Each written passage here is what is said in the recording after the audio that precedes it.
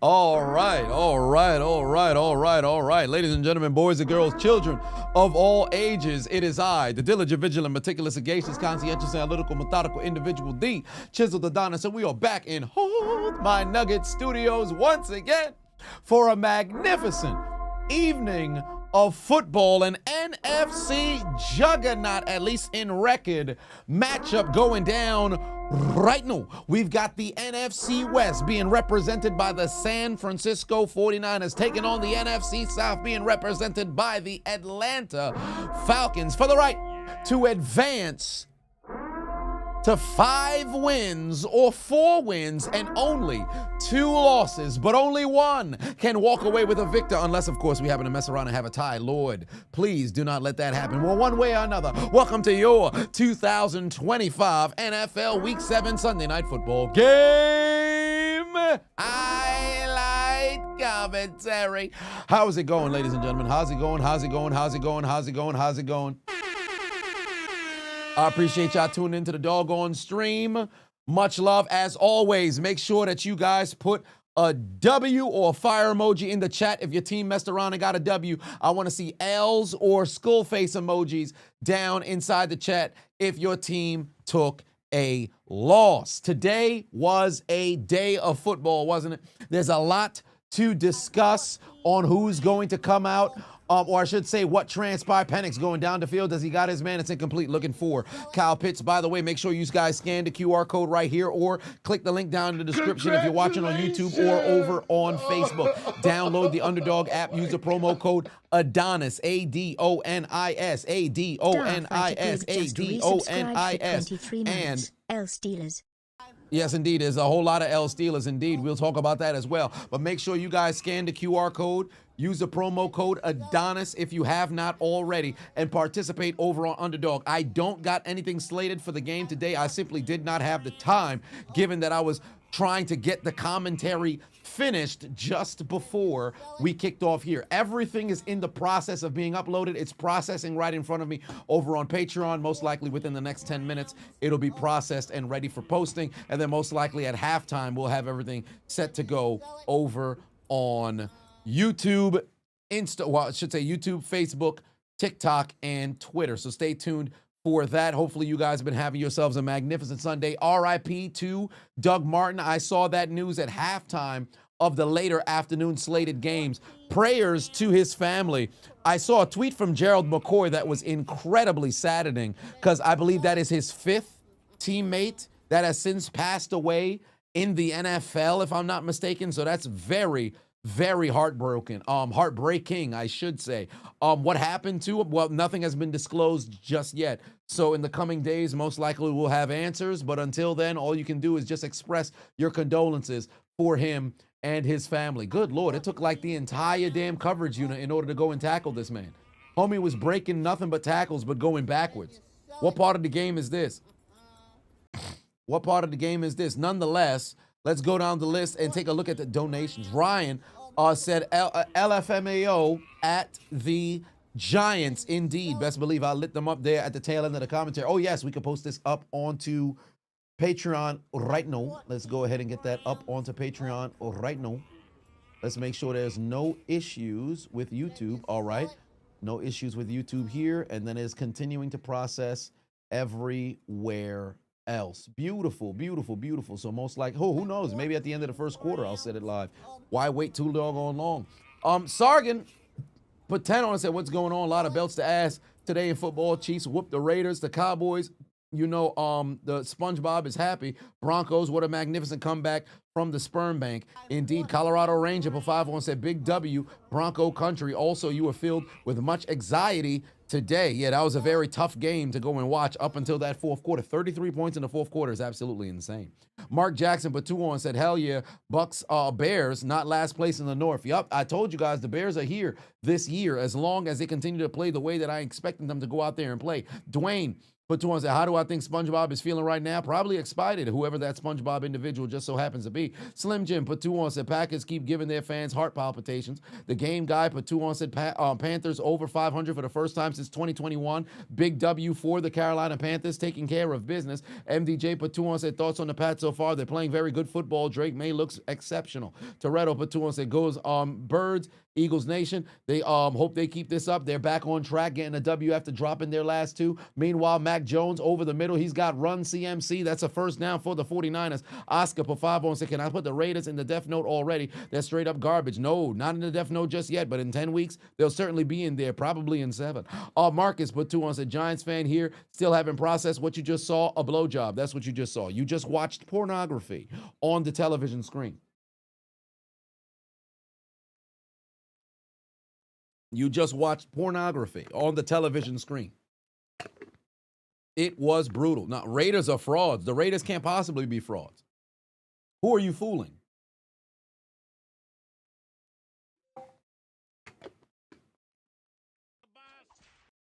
Gotcha, bitch. Bostic78 is now following. But nonetheless, Colts took care of business. What was Chris Jones drinking? Stay tuned. It's over there on the commentary. My people who happen to be patrons, it's live right now up over on Patreon. Meanwhile, over on YouTube, most likely end of the first quarter, I'll have everything set to go. Congratulations! S. Roddy just subscribed 5 months. I appreciate you, family. Meanwhile, there's a handoff right up the gut. Big Brody first down right now for the 49ers. For 5 months. Big first down right now for the 49ers, moving the down the field. Falcons got to stop the run. That's what they're going to need to do, because I'll tell you something right now. If the 49ers mess around and walk away with a W, I think some folks would consider that an upset. I think some folks would consider that an upset. Turn this down just a little bit. Some bitch is kind of strong on my eyes. All I know is I'm excited to go to sleep tonight because I am exhausted. But that is neither here nor there. Mac Jones over the middle. Got his man. That's yet another first down. Bro, they are marching down the field. They are marching down the field. By the way, very curious to find out what is ultimately going to be the verdict on Jaden Daniels, because he did leave the game with an injury as well. Bryce Young left the game with an injury, but I believe he came back. Actually, no, I don't think he did.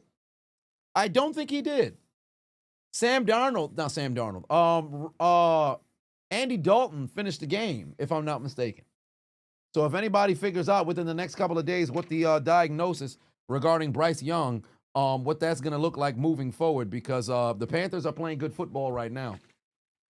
The Rams are playing very exceptional. Dwayne put 2 on, said Darby Allin win. Yes. Okay. Then you sell it.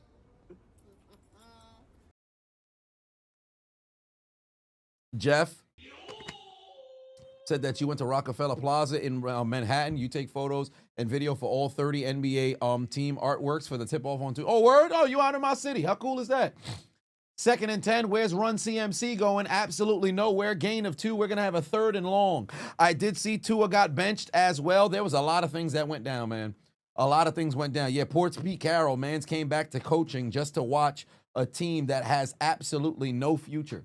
And he's too doggone old to have to sit here and deal with a rebuild. If I was Pete Carroll and I come back to the NFL, I'm coming back on a team that's a contender that could possibly go out there and win. Ain't no way in hell I'm about to have my blood pressure, losing my mind, trying to put forth game plan to go and build a doggone team in my 70s. That's insane. That's outrageous. That is absolutely outrageous. 3rd and long right now for Mac Jones. Oh, here comes the pressure. He overthrows his man. He actually had Jawan Jennings right there that could have brought them closer into field goal range, but now it's decision time. What do you want to do if you're the San Francisco 49ers? You want to try an incredibly long field goal and risk the possibility of maybe having the Falcons have favorable field position, or do you just punt it away? From where they're sitting right now, they're inside the 45-yard line, and it looks like they're just going to try to punt it. Doesn't look as if, it doesn't look like they're going to try to kick the field goal, because from this distance, it'd be about a 60-yard, 59-yard field goal. Mans don't got that kind of leg. They're not going to go for it. They've ultimately decided to go and punt the football away and try to pin them inside the 10. This is a failure if you can't pin them inside. He punted it too far. Oh my God, you've got to jump. 33's got to make a play on the football. There's no way you just allow that shit to go roll into the end zone. You have to dive or something. Put forth an effort or something. You got to dive for that. There's no way. You punted on the other team's side of the field. He hung the ball up there. It bounced inside the 5. You've got to try to make a play on the football, bro. That's absolutely outrageous. That's absolutely outrageous. You've got to be kidding me. You've got to be kidding me. That requires a verbal excoriation on the sideline. That's outrageous. You punt the football from the other team's side of the field, from the 42-yard line. The punter had it bounce inside the 5. You couldn't ask for a better situation. Mind you, 33 was down there inside the 5 before the football bounced down. Albeit you got to sit there and locate it, but you've got to move inside. Man's watched the ball bounce, didn't make a play on it at all. Even if you're going to miss, dive towards the football to make it look like on tape you were trying an effort. You can't just be jogging towards it. That's ridiculous. That's ridiculous. Man. Wow. MDJ put 2 and said, would I rather fight DX or the Dudleys? DX. Dudley's gonna fuck me up. Sargent put 5 on and said, you better batten down the hatchets and arm my doors. Put salt around your house for the cowboy SpongeBob. Hopefully he doesn't interfere. Well, hopefully. Rodgers versus Packers next Sunday Night Football. Well, I'm glad it's fixing to go down. I will be here and I'll be live for it. I'll tell you that much. We should have fucking won the doggone game today, but that's neither here nor there. By the way, shout out to the Packers walking away with a very clutch victory. Arizona had them boys scared. Albert said, I work harder for this YouTube business than people who have 9 to 5. Ain't that the truth? For much less money at that. For much less money at that. Because I'll tell you right now, the way the Sunday regiment goes, bro, I don't know motherfuckers who do this shit for free. Jamel P., I appreciate you.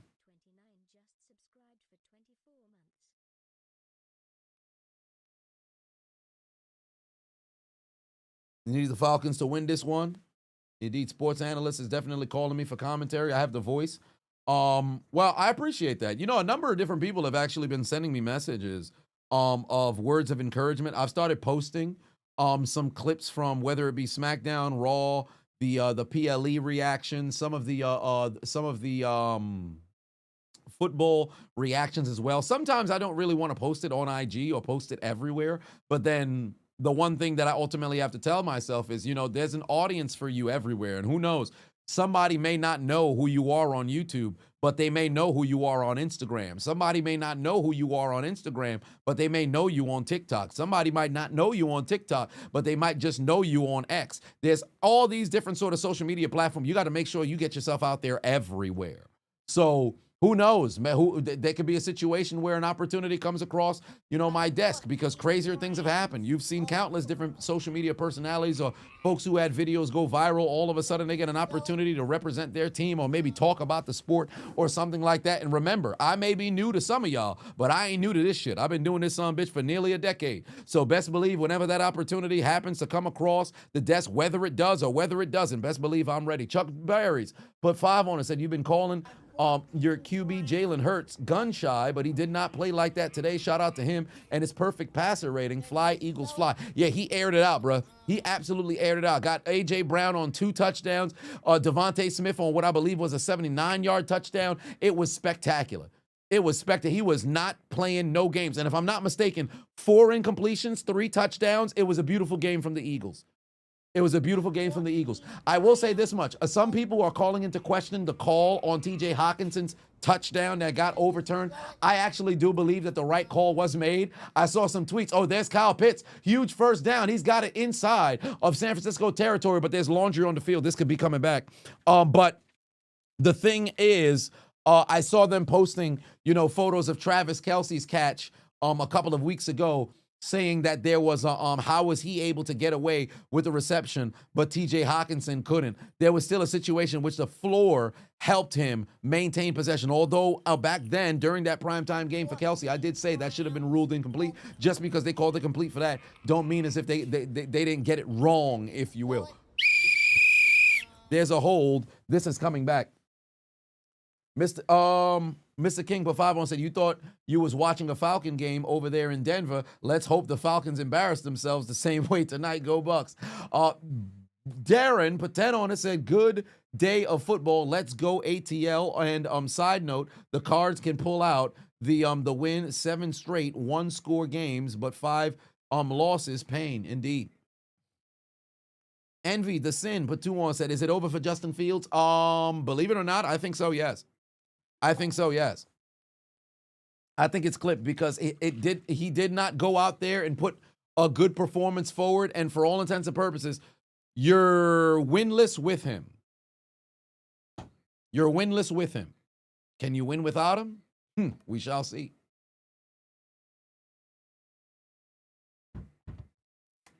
All right, 2nd and 13, inside their own 30. Penix rifles it down the field, got his man. That's Drake London. That's going to set up a 3rd and manage. Whoa.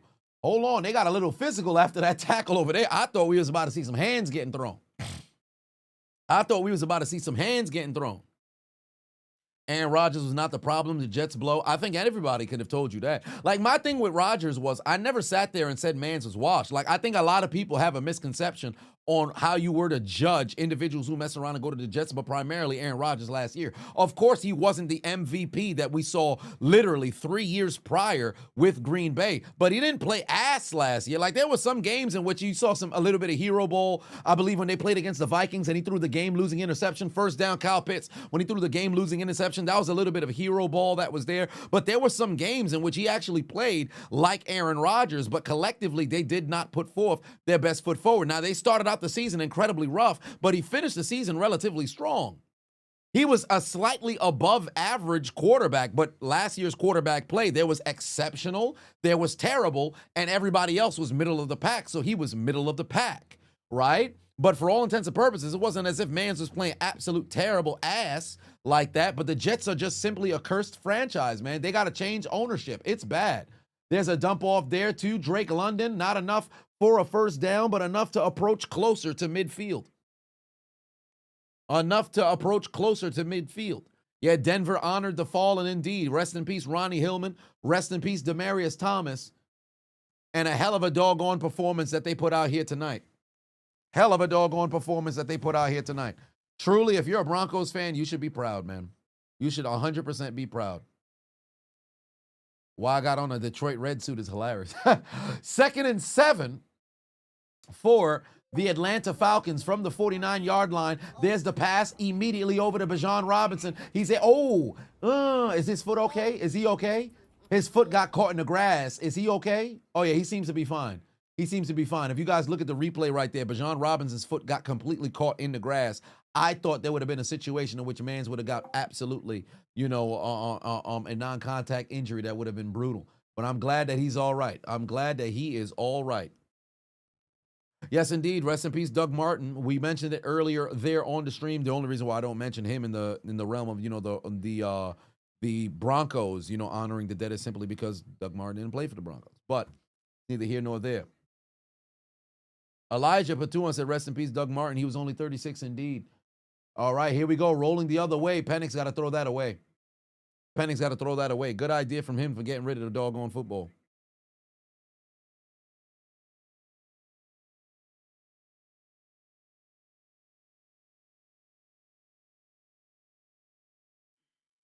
Handicap said teams, coaches, trainers, all garbage. It's like one thing to be the White Sox bad or winless Lions bad. These teams have talent and still suck every single week. Yeah, it'd be like that.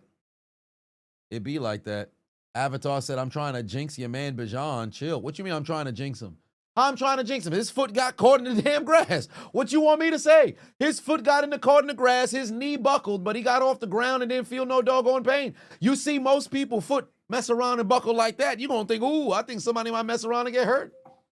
Just because you mentioned the obvious don't mean you jinxing somebody now. Nah, I ain't got no pick'ems for today, but best believe you can scan the QR code, download the Underdog app, use the promo code Adonis. I'm going to have them for tomorrow. St. Francis for 5 on. So how far do I think the Colts can go into playoffs? You think they lose to KC in the AFC Championship game? So you think the KC is going to go back to the Super Bowl? I mean, hell, they look very impressive today, but it's still a long ways away from there. But the Colts certainly look real. They certainly look for real. Now, I don't know if they'll maintain the number 1 seed. Time will tell, but they certainly look like they can go and win themselves a playoff game. I can tell you that right now, but it's a long season. It's very difficult to speculate from week 6. Obviously, injuries and things like that can happen. Teams can start to find their footing. At this point, week 7, the season has officially began. I never discount everything from the first 6 weeks, 5 weeks, if you will, but you guys heard me throughout the years, especially once they expanded the season to 17 games, they took away that one preseason game. It used to be week 4 that I said, all right, now you got to start to figure out what's your team identity, how you look, right? Because more often than not, what you usually see throughout those first 4 weeks of the season, you kind of have an idea of what teams will be representing, their conferences and representing their respective divisions in the postseason. But now it's about week 6, week 5, week 6 that you get that opportunity. Penix is going to run here. No, he's not. He's just going to try to rifle it down the field, try to get a back shoulder and throw it low to Tyler Algier, but it sailed incomplete, but there's laundry on the field. But given that we're now 6, 7 weeks, or I should say as the kids say, 6, 7 weeks into the NFL season, you could start to see which teams might mess around and go make a run. I'll tell you this much.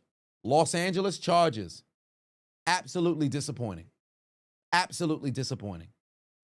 Absolutely disappointing.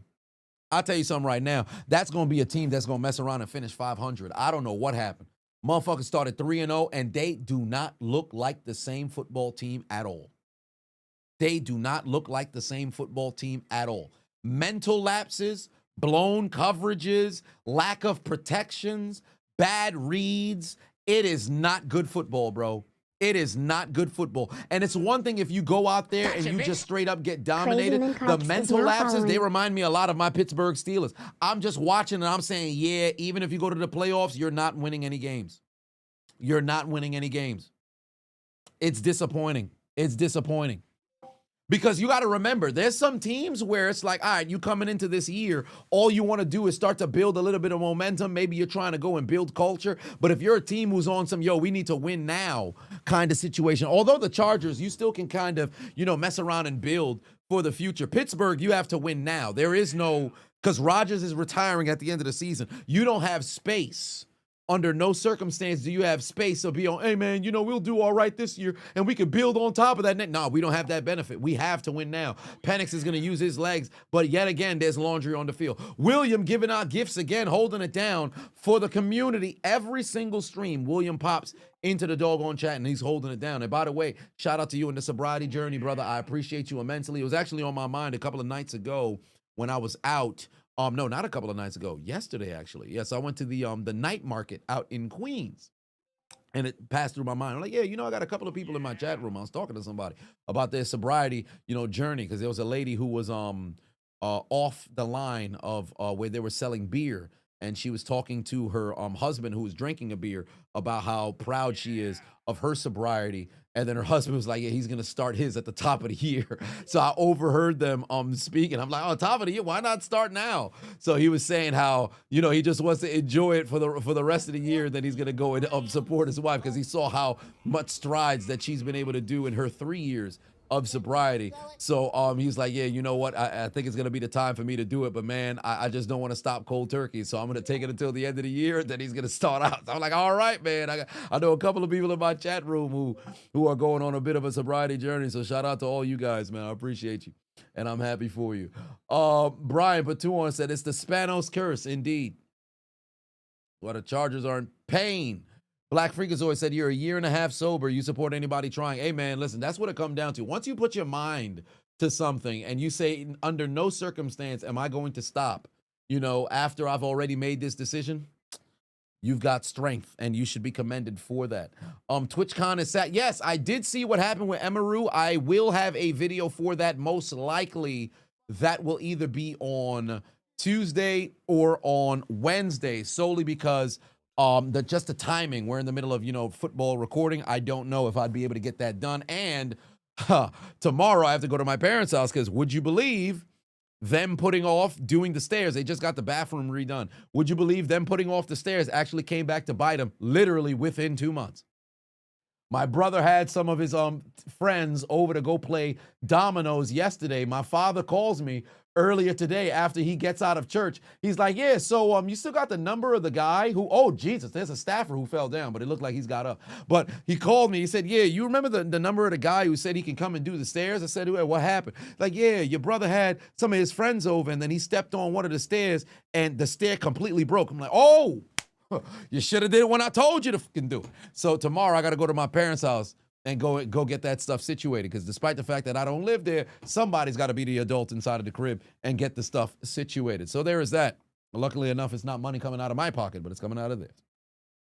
If I put on a hat, I'll look like Joe Fix-It. I actually got a couple of hats over there, but I don't feel like putting it on right now because it's hot as shit. I just removed my AC from the room Saturday morning. So there is that. Yeah, broke the doggone stairs. They just stepped right through the stairs, because the problem with the basement stairs was the first stair is fine. The second and third stair completely fucked up to where it's heavily indented. So imagine a stair, it's flat, right? The first stair is down like this. The second one is opposite. So literally you can't avoid it. No matter where you step, it's going to be a bad situation. And if you've never been in the house before, guess what's going to happen? Family going to mess around and get sued because somebody going to tear their ACL. So my parents being incredibly cheap, they didn't want to have to do it immediately. They on some, yeah, we'll just wait until we get. I'm like, all right, don't do that, because I'm telling you right now, y'all all in a bad situation. The unchiseled Adonis, morbidly obese. The patriarchal seed of providing Adonis tore his meniscus back in 2012, refuses to walk like a regular, healed human being. So, and he steps with all of his weight. You gonna mess around and go through the stairs. My mother, forget about it. She put all of her weight, dead weight, down when she walking. All it take is just one misstep and you're going through the doggone stairs. And my parents, if they take a fall, they're going to be deceased within 4 years. There's no doubt in my mind. So as far as I'm concerned, somebody got to mess around and go be an adult and spend that doggone bread. And now look at you. You got to spend that doggone bread. Thank God nobody actually got hurt. Man stepped on it, stair broke, but he was able to, not fall through. So since that's the case, we got to get that shit done expeditiously. So within the next couple of weeks, or I should say next couple of days, really, it should be taken care of. So we shall see. We shall see. Falls are the highest cause of deaths in the other 100%. And that's primarily why I be telling my folks, where would I fall? Where would I fall through? No, I wouldn't fall through. I wouldn't fall through because I can jump to the bottom. See, and I can jump those two stairs. So that's where I'd be able to go and avoid it. And on top of that, I don't live there. So there's no reason for me to, go there more frequently. But that's neither here nor there. I can just jump to the bottom. I got good knees, Paul. So there is that. What is my opinion on what happened between NY and Denver? Stay tuned. The commentary will be dropped momentarily. How's my brother still fat? Thought I was helping him. Well, that's his problem. That's his problem. Because if he had my mind, he'd already be down 250 pounds. Man would have probably been walking around 160, 170 soaking wet. But you can't help somebody who don't want to help themselves. He actually officially is back up to the weight that he was at when he started. Disappoints me every day. Duke for 5 on it said, if you had my pick, what sport am I commentating on national television? Football, 110% football. Can't believe your Broncos came back and can't wait for the recap. Yeah, stay tuned. Probably within 15 minutes, it'll probably be up. Yeah.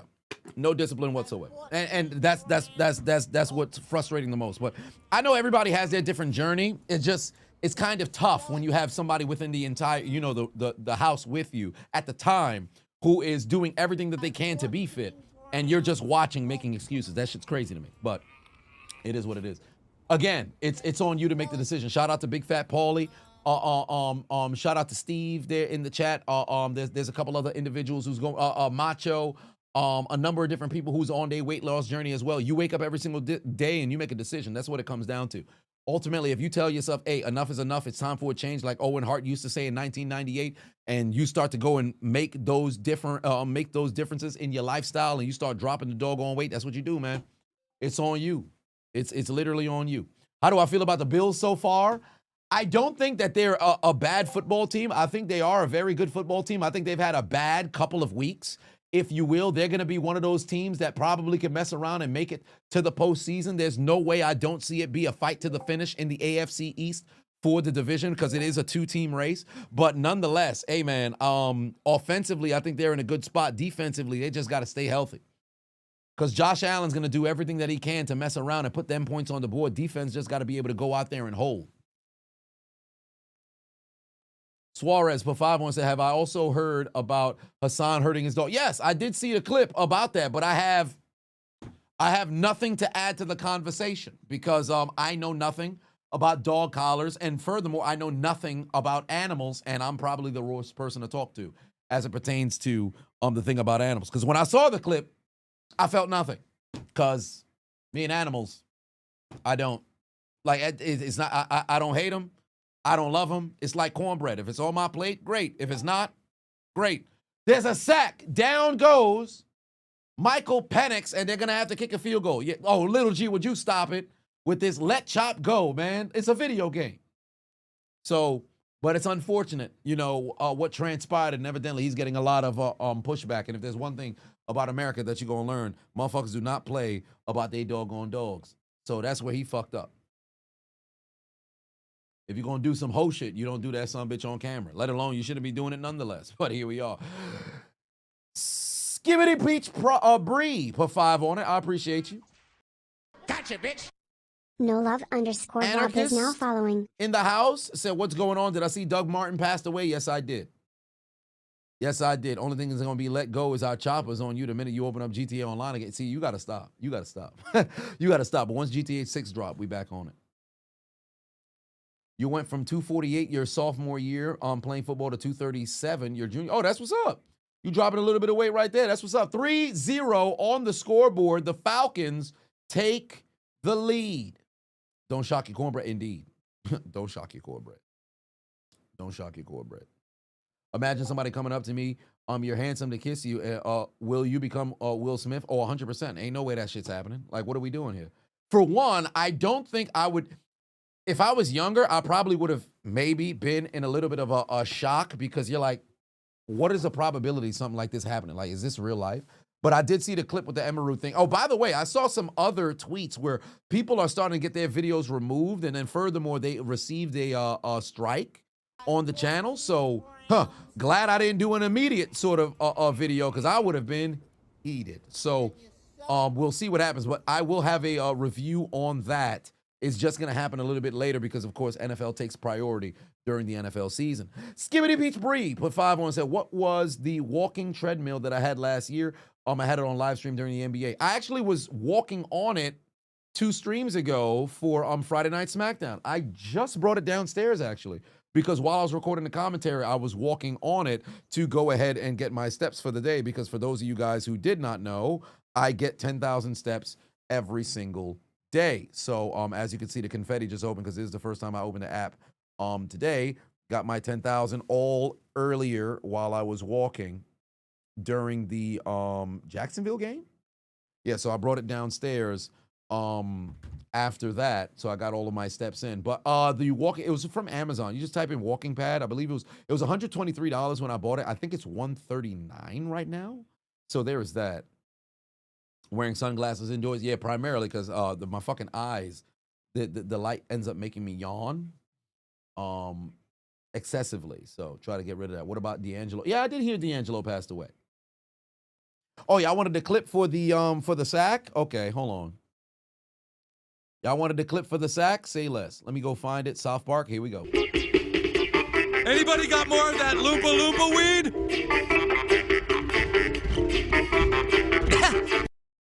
All right. Oh, second quarter. Oh, shit. First quarter already ended? Congratulations. Let me set the commentary live. I'll set it for 9 o'clock. Oh, my God. I'll set it for 9 o'clock. I didn't even peep the second quarter. I was already started. Yo_soy_chano just resubscribed for 24 months. Sup Chiseled, hope all is well. How about Jalen Hurts having a perfect passer rating? But he was balling, man. Jalen Hurts was absolutely balling. What they gonna say now? What they gonna say now? He was balling.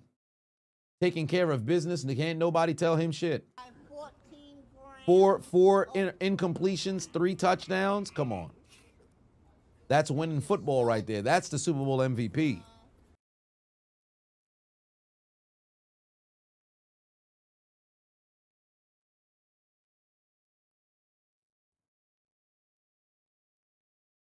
Fuego Matt Patuon said, your DC and kicker need to be dealt with. Where's your chopper? You better go and find it right now for them New York Giants, if that's who you're referencing it for, because that was absolutely god-awful.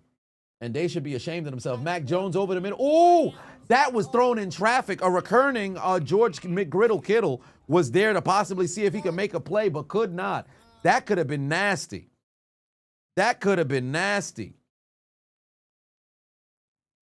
Virtual Fireball Patuon said the Giants screwed you. I hope it ain't screw you out of no doggone money. I hope they ain't screw you out of no doggone money. Can't believe the Giants choked it away. Bring back the college football commentary. Copyright. Copyright made things incredibly difficult for the college football. Even last year for the college football playoff, it was like, yeah, I'm just going to do the national championship because I'm not worth going through doggone headache just to mess around and get hoed when it come time to post it. Because, again, you could have it everywhere else, which I get it, and I wrestle with it all the time. But there's no visibility. Now it's at the point where it's just the people who are your audience who'd mess around and see it. So you're not really recruiting, or I don't want to say recruiting, but attracting, new eyes, if you will. All right, let me set this live for, there we go. First down, Jawan Jennings. Hell of a catch right there to go and move the chains. That's how you make a play.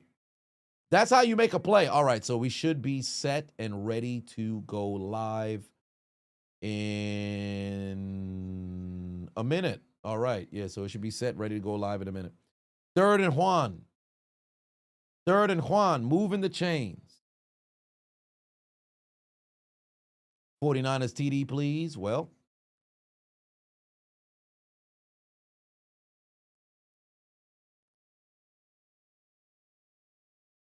yeah, they are moving the chains right now. Here we go. 49ers is on the move, looking to equal what we saw the Falcons go out there and do. All right, there we go. All right, yep, commentary ready to get posted at 9. And I should have it everywhere else. Oh, wow. There's Christian McCaffrey. Look at that man move. Stop playing with him. That's the power of the blue eyes white privilege right there. That's the power of the blue eyes white privilege right there. Christian McCaffrey making plays, moving chains, and inching closer and closer for his San Francisco 49ers.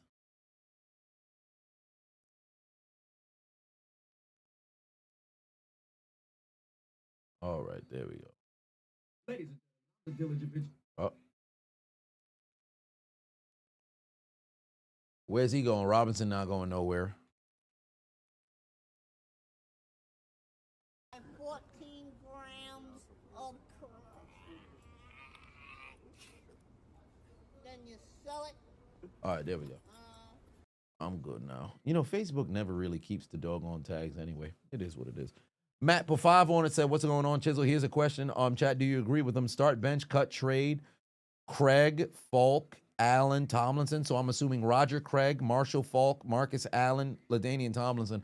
All right, so of that group, oh, wow, he dropped the football. Jawan Jennings dropped the football right into the hands of a linebacker of Atlanta, and it's intercepted. You got to be kidding me. You got to catch that football, bro. You got to catch that football, bro. You have to catch that football, bro. God gave you 2 hands. You got to use them. Somebody explain to me what the hell's wrong with Jawan Jennings. The football is right there in your hands. He can't hold on to it, and he ricocheted right into the hands of the Atlanta Falcons, and they're going back the other way. Jawan Jennings, I need you to answer to me one question. What happened to your hands? What happened to your hands, sir? God gave you 2 goddamn hands for a reason. I said, God gave you 2 goddamn hands for a reason. one more time. God gave you 2 goddamn hands for a reason. Evidently, Mans doesn't know how to use them, and the pass is intercepted. Atlanta takes the football away. Now, to answer your question, Matt, Roger Craig is going to get cut of the group. I know he's the first thousand guy. But Roger Craig would be the first one cut from the group. Also, he's the only one who's not a Hall of Famer. Should be a Hall of Famer, but he's not, unfortunately. Falk would get the start. I think if Al Davis ain't try to hold Marcus Allen, low-key, might be the greatest of all time. Low-key might be the greatest of all time. But I would say Marshall Falk, then LaDainian Tomlinson, and then Marcus Allen. And then ultimately, I should say, because you're asked, not ranking, but you asked who would you start, bench, cut, trade. So I would start Marshall Faulk. I'd bench LT, trade Allen, and then I'd cut Roger Craig. They're all magnificent running backs.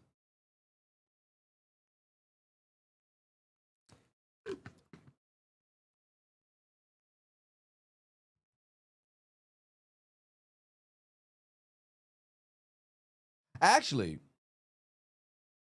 no, would I start Marshall over LT? You know what? I might actually start LT over Marshall, bench Marshall. I would still trade Marcus and then cut Roger. Yeah, you know what? I think I might actually start LT. Because LT might have a little bit more yards than Marshall. 14 grams. LT might have a little bit more yards than Marshall. I know Marshall has 100 career touchdowns flat rushing, and then I think he got like 30-something receiving. LT has less receiving, but he's not that far away from Marshall. And I think rushing, he might have more. LT might have more. Yeah, I might just mess around and start LT. I might just start LT.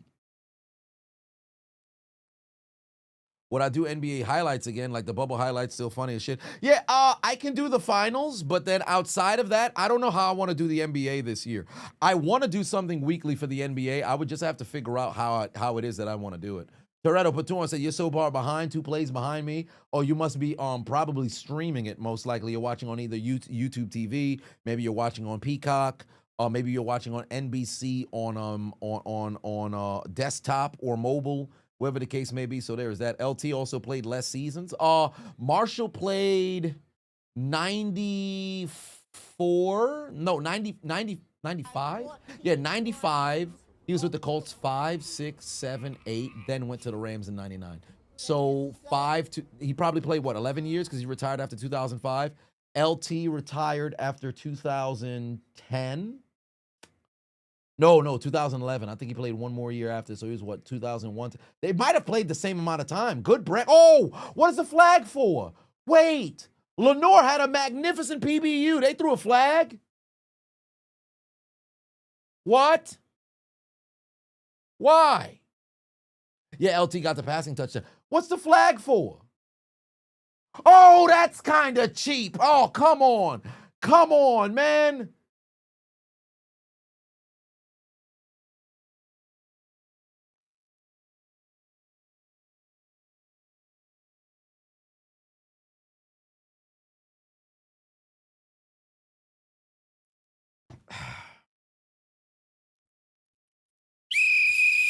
Like, I get it, but come on, man. This football, man.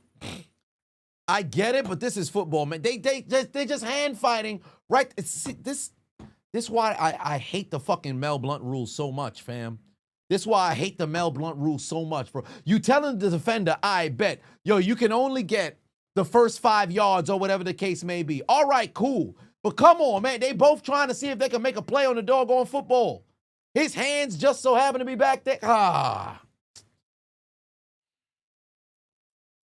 Mr. King Patuan said, am I watching the game? Falcons win. Yeah, I am watching the game. That's why I'm live. What are my thoughts on Mercedes winning 11 belts? Congratulations, if you will. Am I going to do Monday night? Yeah, I'm doing all 3. Monday Night Raw, Monday Night Football. Both of them. Oh, let me set this live on Facebook. Boost post. Oh, no. Post that. And then post that. All right, so we should be good everywhere. You know how many people have been sending me messages on Instagram asking if I'm still doing a commentary? I just sit there and then I think to myself, man, social media is not doing me a very good job. Either that or some people are a little stupid because they're not going to search, seek me out, if you will. Oh, what's the Mel Blount rule? You can't make contact with a receiver beyond 5 yards. That's the Mel Blount rule. Chris Bailey said that's pass interference, perfect call. No. By the book, yes. Yes. But it's just that kind of contact that's there. I just think stuff like that should be allowed in football to a degree. That's just where I'm at. 3rd and 5, because I think you got to keep that physicality there to a degree. Of course, if it's so blatant interference, then by all means, then that got to go. But if it's like one of those ticky-tack or it's a 50-50, I think you got to let that son of a bitch ride. Why is it named after Mel Blount? Because Mel Blount used to destroy motherfuckers down the field. Anybody who ever played defensive back prior to, I want to say 2015, in high school or college, what does your DB coach always teach you? The lean drill. Lean into your defender, right?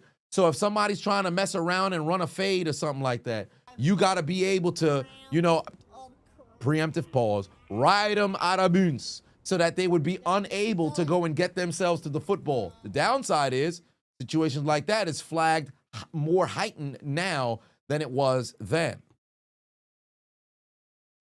Darren Pateno said, did I hear about the D3 running back that had 20 carries, 522 yards, and 7 touchdowns? What? D3 running back. First off, we would have played against them when we was playing. For one,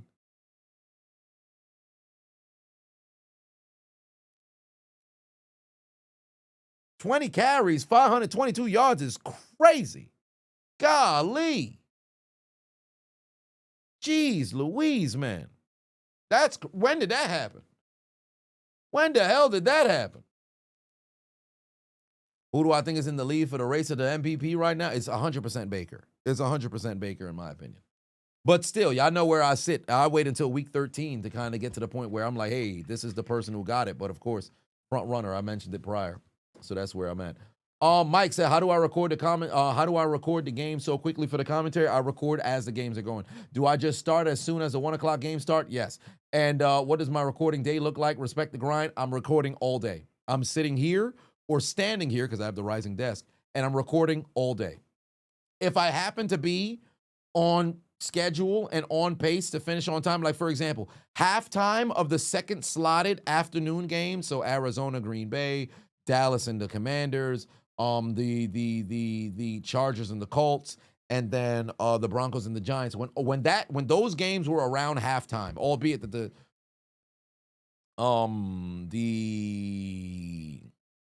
Cowboys and the Commanders were a little bit behind on the first half. They caught up in the second because it got out of hand. But when that happened, I went to go eat something. So I sat there, but then I had to play a little bit of a catch up. So I'm recording as the game is going. So the moment that the first game kicks off, I'm recording. I'm not recording during the games in London, just so I could actually give myself a bit of a morning. When I was live streaming, when the Steelers were playing against the Vikings, that was brutal because I got done with the live stream, immediately had to get the highlights for that game, and then begin the process of recording all day. Like I didn't eat at all. So situation like that, that's where it's at. But it's a lengthy day. It's an incredibly lengthy day for a video that I don't get paid for. So that's why I appreciate you guys tuning into the doggone stream.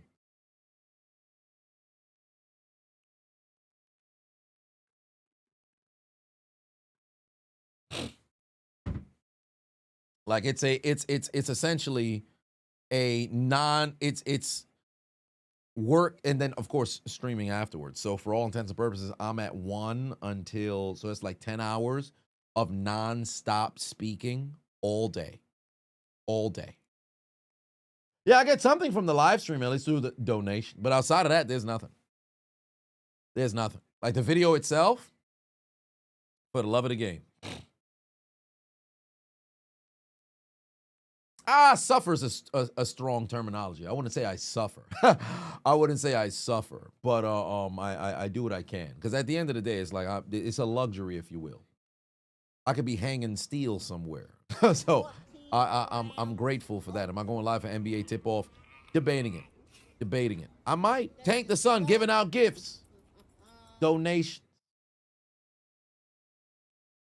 Christian McCaffrey on the carry. 7:15 left to go here in the second quarter. The 49ers still scoreless, looking to equal the Atlanta Falcons. Marco Patuan said, your Ravens are last in the division. We catching L's on a bye. Yeah, it's y'all in a tough spot. Darren Pavavon said it happened Sunday. Monty Quinn is his name. He plays for Curry College. Well, shit. He must have been hitting like Steph Curry. 522 yards. Oh, shit. Watch out. Here comes Christian McCaffrey with the huge first down. That's a grown man right there. That's a grown man right there. Look at him lower the shoulder right here. Right into Jesse Bates. Look at him lower the shoulder. Say, come here, come here, come here. Bam, right there. TV said you just started doing YouTube and TikTok content creation. I've been an inspiration for real. You're preparing for the grind. You're Ravens fan, so you're talking greasy. You're talking greasy on them vids. Hey, there it is. There's a big Ravens fan who started you. I don't know his name, but one of my friends is actually subscribed or following him on Facebook, and I think a couple of times I've seen his videos pop up on Twitter. I forget his name. He's fat. I forget his name. But Butter, but it might be Butter. Yeah, I think it's Butter. I think his name is Butter. His name is Butter. But yeah, he's been doing it. He's been doing it. Now I don't know how long he's actually been doing it, but I was just seeing videos this season of that popping up there. I went to his YouTube. He seems like he's starting to grow. But what I find interesting is I think him and Flight Reacts, they'll do like reactions to already posted highlights. That's kind of, I don't know how you can kind of pull something like that off. Because if you're watching the games live, it's difficult to watch highlights like you don't know what's happening, but presented as if you are. Like that's kind of, I don't know, that's a little bit difficult, if you will. Unless, of course, he's not seeing the games. Then at that point, you know, then it works. But, he had his video show by Pat McAfee. Motion. But he got motion. Shout out to him. He doing his thing. Robert put 2 on and said, would I be okay with the NFL having NHL fight rules? No. Because I think it would be excessive. Because for all intents and purposes, somebody like Deion Dawkins, every single game, he's going to be in a fight. There's some players where you know it's not going to be a good idea.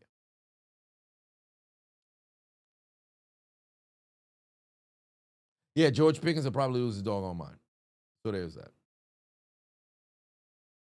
You think Flight only watches the Patriots game live? Others he doesn't, allegedly. But then here's the thing. Here's the issue. If you're watching it live, how is it that you're also going to do a reaction to the highlights posted by the NFL after the fact and present it as if you don't know what's happening?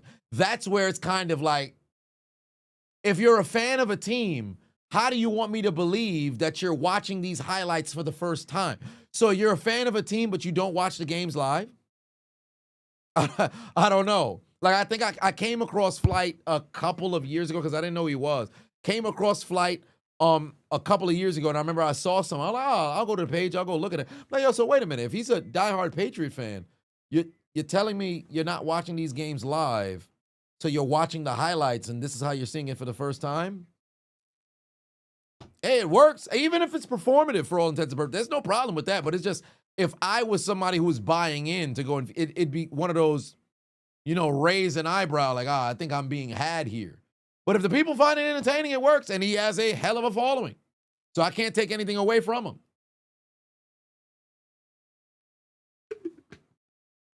Oh, they got an exclusive interview with Michael Jordan coming up? All right. You know, they're going to have clips of that posted all over social media.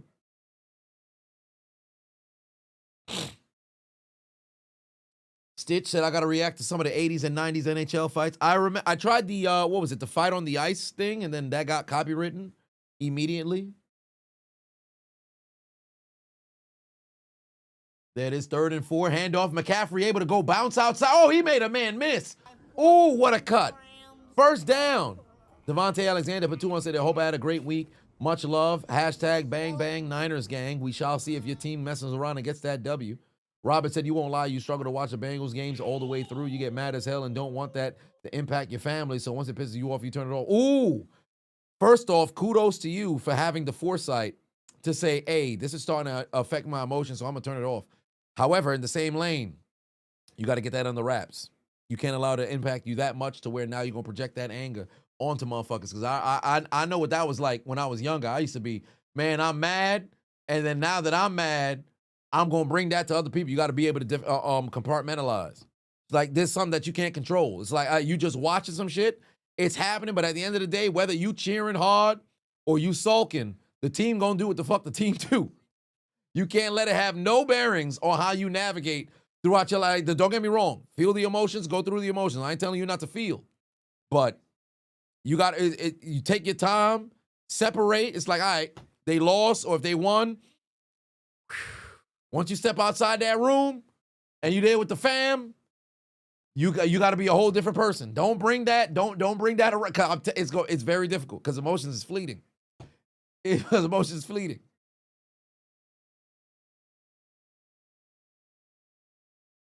Oh, there we got a jumping Kittle there.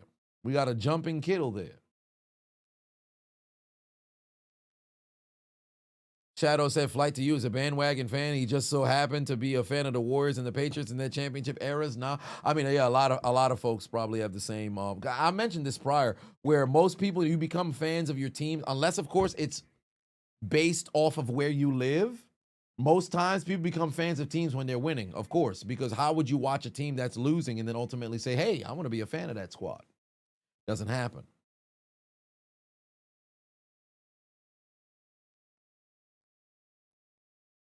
Fight on Ice 1 is still oh, is it? Interesting.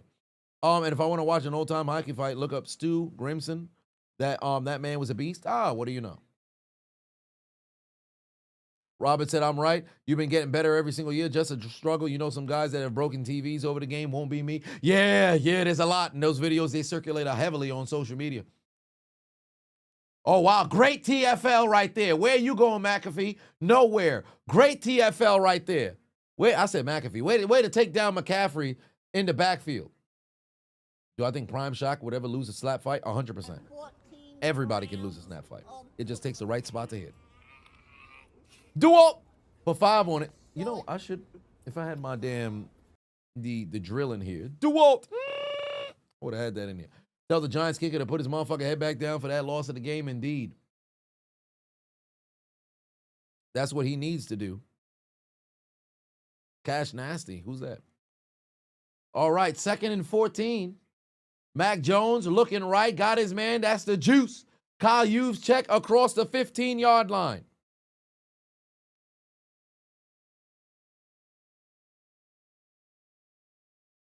And now we're at the 2-minute warning, ladies and gentlemen. We're at the 2-minute warning of this 3-0 football game. Quentin put 20 on it.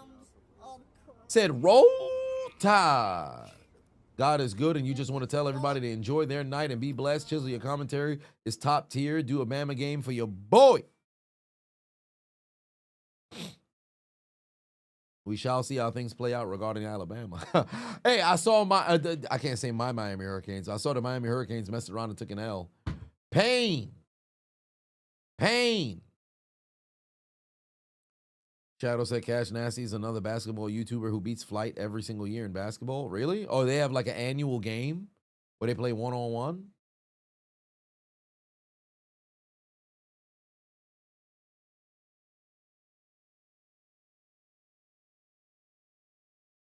"24-year anniversary would I react to the Bottlegate incident in Cleveland?" Elijah said, all in their prime. Who's getting cut? AB, D-Hop, Mike Evans, Julio Jones. Mike Evans. 100% Mike Evans. AB's been the best in the game. Julio's been the best in the game. D-Hop has been the best in the game. Mike Evans has never been the best in the game. Mike Evans is like Frank Gore. They're literally the same person. You were always incredibly good. Some can argue great. Greatest during when you were playing? No. 100% Mike Evans is gone. 100% Mike Evans is gone. He's the person who gets cut there. AB, D-Hop, Julio, Mike Evans. I don't think that's a hot take. Albeit, I'll say this much, he scored more touchdowns than everybody. He 100% scored more touchdowns than everybody, but you're talking about all in their prime?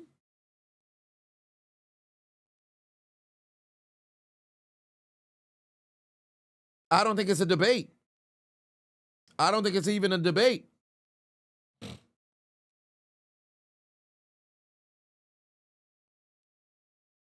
And if you look at Mike Evans' like seasons, there's some seasons where he like barely cracked that 1,000 yards, and I ain't gonna take nothing away from him.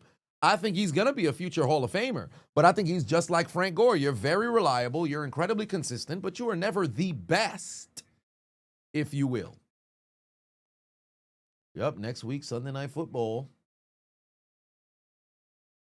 Steelers, Packers. Man, we cannot, under any circumstance, lose to the Packers next fucking weekend, bro. We have to win. We have to win because we're about to have a fucking stretch of games. And folks gonna be coming back. Burrow gonna be coming back. Lamar gonna be coming back. We fucked ourselves losing that goddamn game. Oh, there's a dump off. There's McCaffrey. He's down at the 1. Here comes the San Francisco 49ers. Do I watch baseball? No. What are my thoughts on the AP top 25 rankings in college football with the Indiana Hoosiers being ranked number 2? I think that's the right spot to put them. Miami lost, and then Ohio State, I believe, is still number 1. And I thought I saw a report where they said those 3 teams aren't going to be playing any ranked opponents for the remainder of the season. So there's that. How am I far ahead with the game broadcast? I'm just watching off of antenna. What are my expectations for the Steelers season after the last game? It's been the same that it was coming into the year. I have no expectation. I expect to go 10-7 and see them lose in the first round. That kind of sounds oxymoronic to say I have no expectation and say I expect that. But they've given me no reason to believe otherwise. You have the most expensive defense in the NFL and you can't get a stop when you need to. Last 3 years, the problem has been the offense. Now all of a sudden, it's the fucking defense. Your bottom 15, or I should say your bottom half, like what are we doing? Touchdown, run CMC to the end zone, and San Francisco at home find the lead behind the feet of Christian McCaffrey to take a 3-point lead. Because that's how the white man runs the football. That's how a white man runs. Oh, you bitch. That's how a white man runs. Oh, you bitch. Extra point through the uprights, and it's good. We've got a 4-point game. San Francisco in front.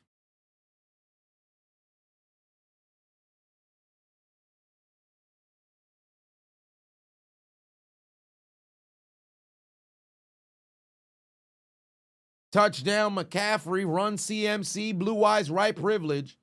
San Francisco 49ers lead by 4.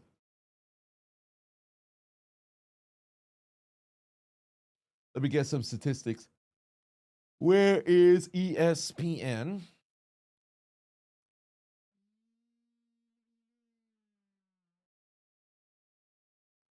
So far in this game, Michael Penix, 9 of 14, 56 yards. Meanwhile, Mac Jones, 7 of 11, 66 yards and an INT. That wasn't his fault. It was off the hands of Jawan Jennings dropping the football. But nonetheless, Atlanta did nothing with that, and it ended up resulting in the other way, seeing CMC find said end zone. CMC on the ground, 12 carries, 76 yards, and a touchdown. And through the air, he's got 2 catches for 19 yards. Jawan Jennings with the occasional hands has 3 catches for 26 yards. Meanwhile, for Atlanta on the ground, Bijan Robinson, 7 carries, 22 yards. And through the air, he's the leading receiver as well with 3 catches for 20 yards. But thus far, it's been primarily the defense that's been making plays. Both teams have 3 total drives. The Falcons have a total of 25 plays to the 49ers 29. Falcons being outgained, unfortunately, by 80 yards. It's double or nothing out here. They've got 82 yards total. The 49ers have 164 yards total. It's a double or nothing at the moment right now. Both teams, 2 penalties, only 1 turnover, and that was San Francisco. But luckily for them, they did not see Atlanta take advantage of it. And we've got a touchdown. It's 7-3.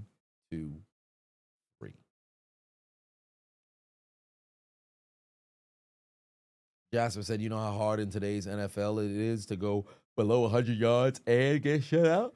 That's what your Raiders did today. Yeah, the Raiders are ass. They're in a bad spot. Dan, you said as a Steelers fan, you're expecting the same thing. 49ers are your mom's team, so it's always fun to see them do well. Yeah, see, the thing is, like, but the thing with Pittsburgh is, and I saw a couple of people, I was actually supposed to mention this much earlier when I first started the stream. I saw a couple of people in the comment section of my Steelers rant who probably don't, know who I am. They probably just maybe had somebody share it or whatever the case may be. They said, man, you're a fair weather fan. Me? That's impossible. But what's the expectation of this football team? This is Rodgers' final year. It's literally Rodgers' final year.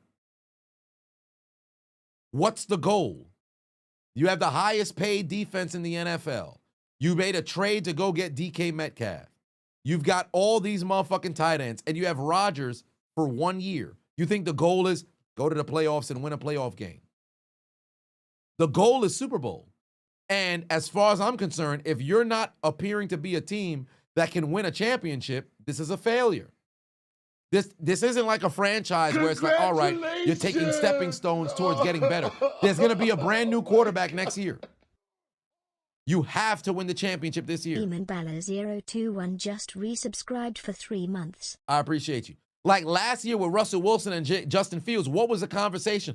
All right, cool. Hey, you play with the Russell experiment, and if in the event he's not the guy, you have Fields for the foreseeable future. So then you start to build based off of Fields. The plan was to figure out who's going to be your QB of the future. Rodgers is 41. He's not going to be here for 2, 3 some years. This is it.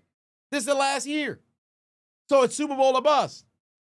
And if you ain't playing the type of game that's going to mess around and win you a championship, it's a failure.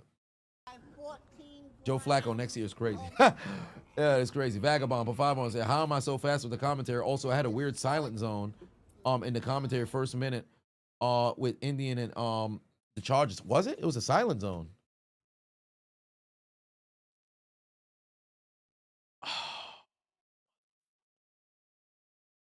It cut out for the Jonathan Taylor. That's where it was. I see it. Oh, motherfucker. When he passed him, it cut right there. That's the one that made, son of a bitch. As long as that's the only one. Yeah, if that's the only one, then I could work with that. Oh my God, did he lose the football? These motherfuckers lost the football. Yeah, inside the last 2 minutes of the goddamn half. How the fuck do you lose the football? What are y'all doing?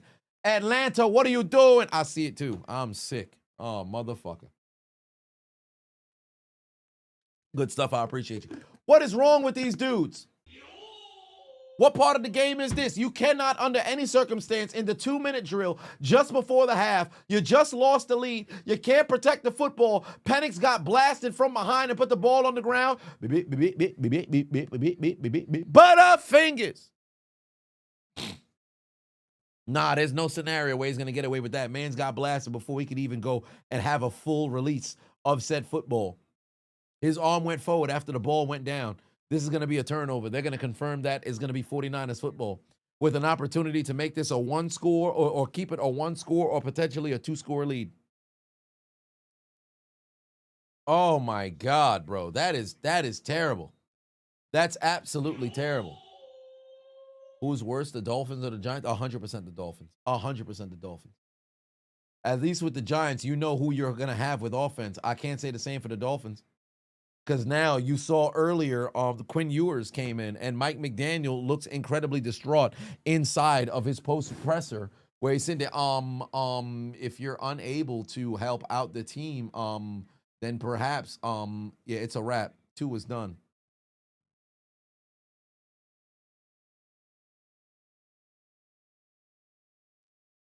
Dolphins or Jets? The Jets then. If it's Dolphins or Jets, the Jets. But the Dolphins are still pretty bad. Great breakup right there from the Falcons. Way to get a stop. 3rd and 6, you might get a chance to get this football back. Now, albeit, you're probably not going to be in a situation where you can make a play, unless, of course, you mess around and get a sack. But for all intents and purposes, or maybe even a field goal block, if they only pick up a couple of yards and they try a long field goal, you get a field goal block, then you at least get a chance. John Petuenio said, caught the end of the Broncos game at work. Also gave yourself a hernia from laughing so hard. Still not as funny as the fact that everyone in the NFL has scored as many points as the Raiders this week. Jeez, Luis. Ain't that crazy? Everyone not in the NFL has scored as much points as the Raiders this week. There's Mac Jones. Oh, my God. Mac Jones might have just fumbled. I think they're going to give it to the 49. Yeah, they're going to call it a fumble. The big boy picked up the football, and he took it down to the 36, but most likely they're going to say he can't advance the football. So they're at the 41. They're probably going to punt again. I don't see them trying that long field goal.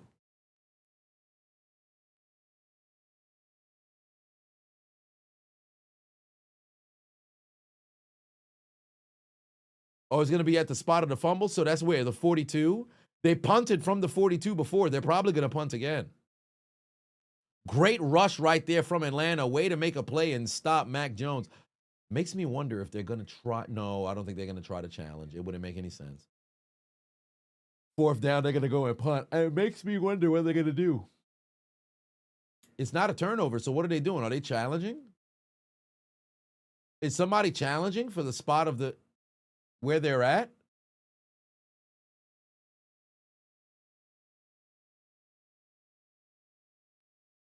Somebody would have had to challenge. Oh, no. We're inside the last 2 minutes. So I guess, yeah, the officials have to figure out what's going on. Oh, no. The ball's going forward. They're going to call that incomplete. The ball's going forward. They might call that incomplete. It hit off of his helmet. It slipped out. It wouldn't even be illegal touching. The ball slipped out of his hand. Low key, it wouldn't be an intentional grounding, but he was going to throw the football and it hit off of his helmet. If y'all saw there, they can't challenge because it's inside 2 minutes. But he's throwing the football forward. It slipped out of his hand, hit the helmet. Now it's definitely recovered by the lineman. So I don't think they're going to call it. Well, I mean, if it slipped out, then that's a fumble, right? But the ball came out. That's interesting because the ball, it hit against the side of his own helmet. They might mess around and rule this incomplete. Or it's just going to be a fumble regular. That's it. I don't know. It touched the Falcon. Oh, it touched the Falcon first? Oh, yeah, that's right. It did touch the Falcon, and then it bounced onto the lineman. Yeah, so no illegal touching. There wouldn't be illegal touching. By the way, speaking of the football sliding out of quarterbacks' hands, Cam Ward has fumbled the football 3 times with nobody touching him this season. What's going on? What is going on in Tennessee? We have a couple Tennessee fans in the chat. What's happening? 3 times this season, Cam Ward, and the ball goes flying out. Will Levis out for the season. Cam Ward keeping the tradition going. No gloves. No gloves. He just, this time, goes for a touchdown. New England just, gift, donation, touchdown.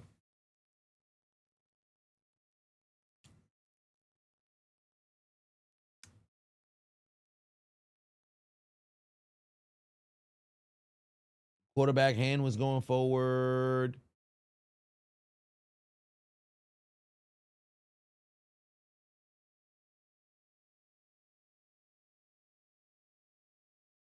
So Floyd did touch the football. But the hand was going forward.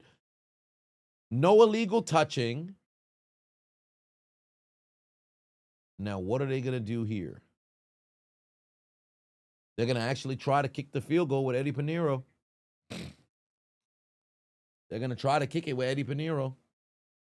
Cam did say he was ass, indeed.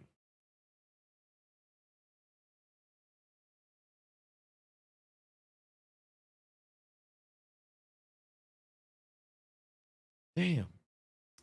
In blank silence in the beginning of the commentary. I'm sick.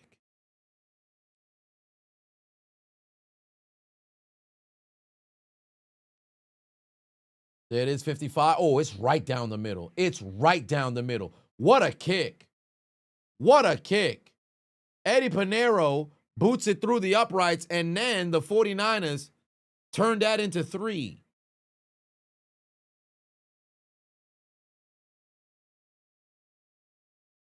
Hell of a field goal right there. He drilled it right down the middle, knocked it straight down the middle.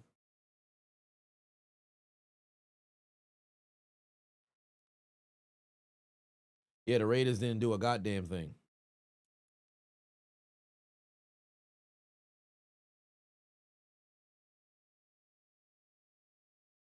Golly. How is Eddie even a free agent with all these other bad kickers on teams? It's tough with kickers, man. It really is, because you could, all it takes is one bad season, and if the team don't believe in you, you're gone. Some teams, they'll give you an opportunity. Like Boswell had a very bad 2018. Very bad 2018. But since then, he's been lights out. Remember, who's the kicker for the Dan Bailey? Dan Bailey was Brandon Aubrey of the 2010s. All it took was one bad year. Go to Baltimore. Justin Tucker, for all intents and purposes, is the greatest of all time. Albeit, Vinatieri has more moments, but Justin Tucker, Mr. Consistent. Last year was his first bad year, legitimately. It was his worst season since his rookie season. You're gone. I don't even think after his suspension is up, I don't think folks is even going to go and sign him. Unless you have a team that's willing to stick by you when you're going through the fucking storm. You out of here as a kicker. You out of here. Oh, Penix is going to let it fly. Got him, man. There it is. Drake London, first down. NP Shameless, but 21 said, are the 49ers the most injured team this year? No, Baltimore is. Why do they have such a good record? Resiliency and good coaching, truly. Chris Bailey put 5 on it, said, appreciate me and all that I do. If I had to build a franchise, picking 2 players, 1 offensive, 1 defensive from each team, any era, who would I pick? If I had to pick, wait. Oh, Penix is going to air it out. Oh, what a catch. Darnell Mooney, first down. It was Mooney down inside the 25-yard line. What a catch. What a throw. That's a hell of a fucking play. That's a hell of a fucking play. He rifled that down the field on a rope. Oh, my God. That's why you draft Michael Penix in the first round. That's an amazing pass. Look at Darnell Mooney on the move outside. A great route right along the sideline. Even better catch. Oh, my God. That was beautiful. That's football, man. That's why you lift all them weights. That's why you run all them routes. That's what you prepare for in the offseason. Hell of a, 17. Now, don't, God damn, look at the blood right there on Michael Penix's elbow. He got a little bit of blood right there on his elbow. Got a little bit of blood right there on his elbow, but what a fucking pass right there from Michael Penix over there to Darnell Mooney. But all right, here we go. Remember, you cannot allow yourself to get tackled in bounds unless, of course, you got to rush to the line and go. Well, 17 seconds, you have a little bit of time to get to the line and clock it. Penix, get rid of the football. Throw it away, throw it away, throw it away, throw it away, throw it away. All right. You got 10 seconds. You can only get 1 play off, but you got to make sure you play in the sideline. You can get 1 play off, but you got to make sure you play in the sideline. Now, to answer your question, Chris Bailey, if I had to build a franchise, picking 2 players, 1 offense, 1 defense from each team, any era, who would I pick? So if you're telling me 2 players from each team, well, at halftime, I would have to look at all of the NFL teams to go and do that. Because if you're just telling me to just pick 2 all time, give me Brady, give me Lawrence Taylor. If I just had to choose 2 all time, those would be the 2 people that I would probably, go ahead and select. They said intentional ground.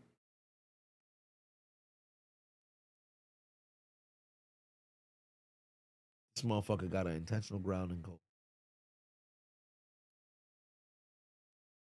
What is you doing, bro? What is you doing? He better not have had green grass in front of him to where he could have ran further out. They condensed. He had to get rid of. Oh, my God. Oh, my God.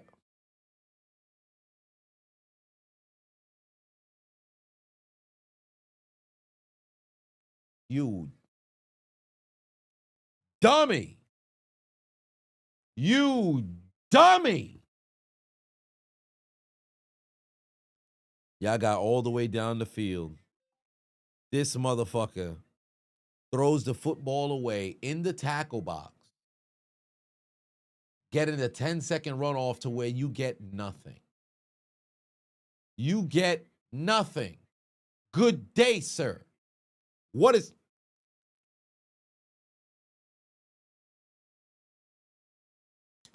If that ain't the Atlanta Falcons, I don't know what it is, bro. If that ain't the Atlanta Falcons, I don't know what it is, bro. You got to be kidding me. Woo, woo, clitoris alert, woo, woo. You got to be kidding me, bro. What are we doing? Is the man retarded? Come on, man. Come on, man. That's just dumb as hell. That's just dumb as hell. Stay tuned for the commentary, man. Stay tuned for the commentary, dog. That's ridiculous. But Chris Bailey built a franchise picking 2 players, offense, defense from each team, any era. Okay, so going down the list, I'll just click on all NFL franchises, just so this way I don't have, I would go division by division in my head, but it's easier if I just look at it. So Patriots, and I don't want to reuse players for different franchises, so I'll just keep it relatively simple here. I'll just choose 2 players. It won't be the same player for each franchise. So the New England Patriots, Tom Brady and Ty Law. No, what? Tom Brady, Rodney Harrison. Sorry. Actually, no, I'd go Ty Law. Yeah, Tom Brady and Ty Law. The Bills give me Josh Allen and Bruce Smith.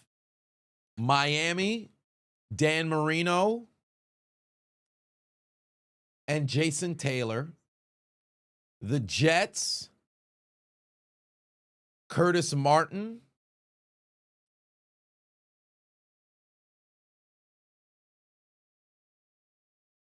And John Abraham. The Steelers, Big Ben.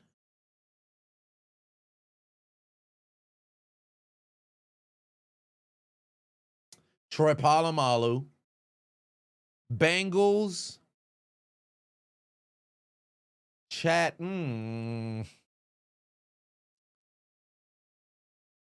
Anthony Munoz.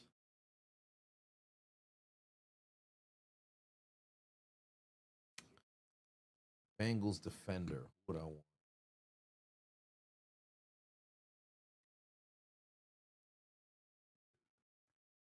Oh, you know what? No, rather than John Abraham, I'll go Revis. Yeah, I'd go Revis. Bengals, Munoz, and I'd go Munoz and Bengals, Munoz.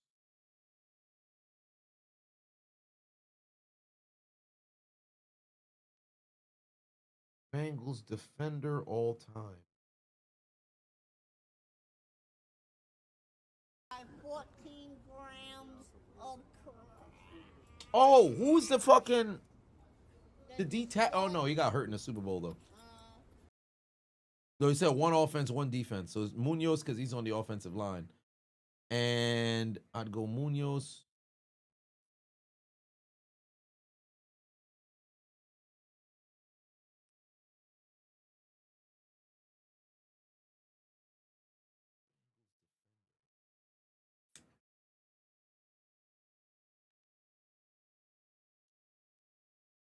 You know what? I gotta go recent. I was thinking more, so I'd have to go recent. Give me Trey Hendrickson. I'd probably go Trey Hendrickson.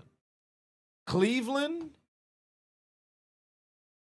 Myles Garrett, Jim Brown, Baltimore, Ray Lewis, Jonathan Ogden, or you could even go Ed Reed, Jonathan Ogden, but those would be the 2. It's either Reed or Lewis, and I'd probably go Lewis. Um, Indianapolis, Peyton, Freeney,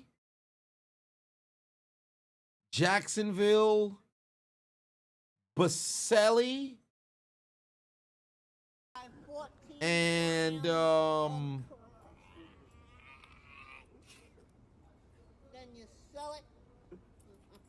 Ramsey,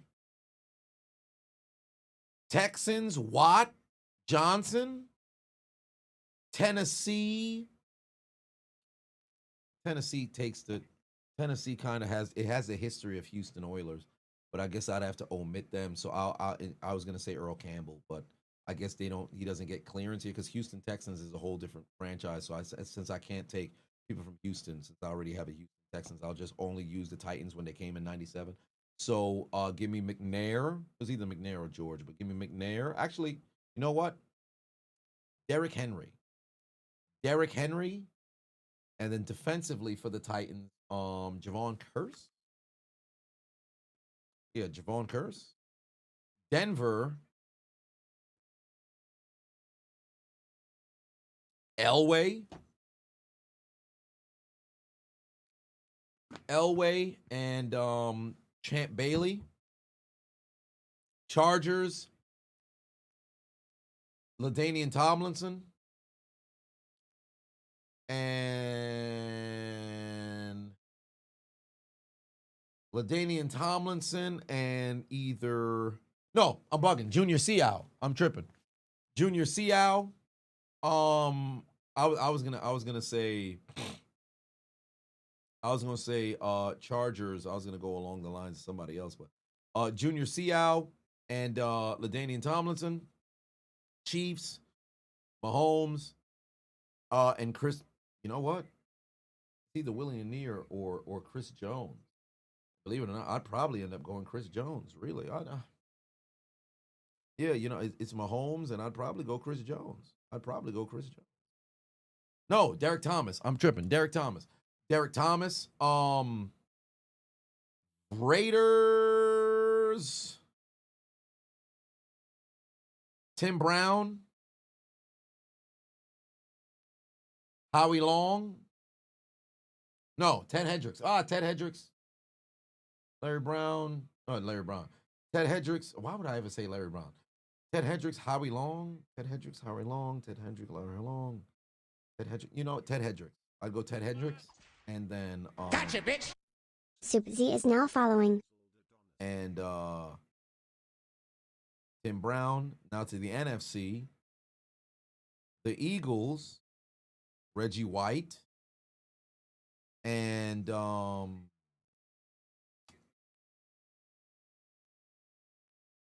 offensive Chuck how was it pronounced? Instead of Benerick. Chuck Benerick and Chuck Benerick and Reggie White. Reggie White would just slightly edge out Dawkins, of course. No, they were asking if I was to start a franchise, but I had to choose one offensive player and one defensive player from every team. What was those two teams what were those two players that I would start the franchise with? So those would be the two. Those would be the two. And I'm not omitting offensive linemen, hence why I'm mentioning some offensive linemen that's there. The Cowboys, Emmitt Smith.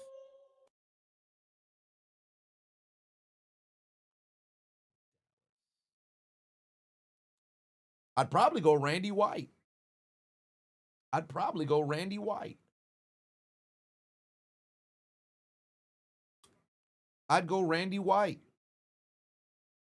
Commanders, John Riggins. Ooh, you could choose anybody on the offensive line, really.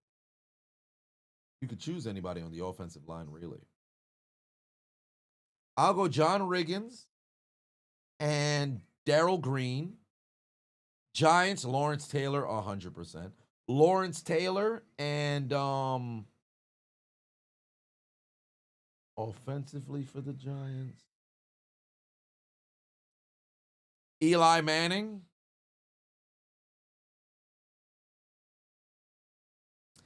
Packers.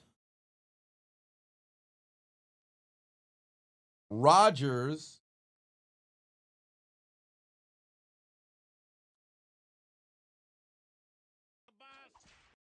Gotcha, bitch. Chris Sink is now following. Charles Woodson. I'll take Charles Woodson over in Green Bay. Could go Leroy Butler, but I'd probably end up going. I'd go Charles Woodson because I didn't use Charles Woodson for Raiders. Detroit, Barry Sanders and Cortez Kennedy. The Bears, Walter Payton, Dick Butkus. The Vikings, Randy Moss and Alan Page. The Buccaneers, or you could even go John Randall, but I'll probably go Alan Page. He was an MVP. The Bucks.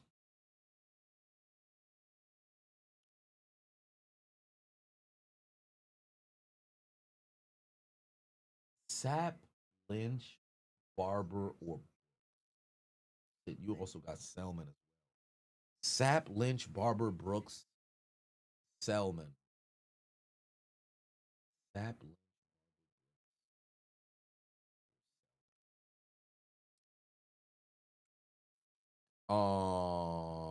you know what? I'm gonna go Sapp. I'm gonna say Sapp. Sapp,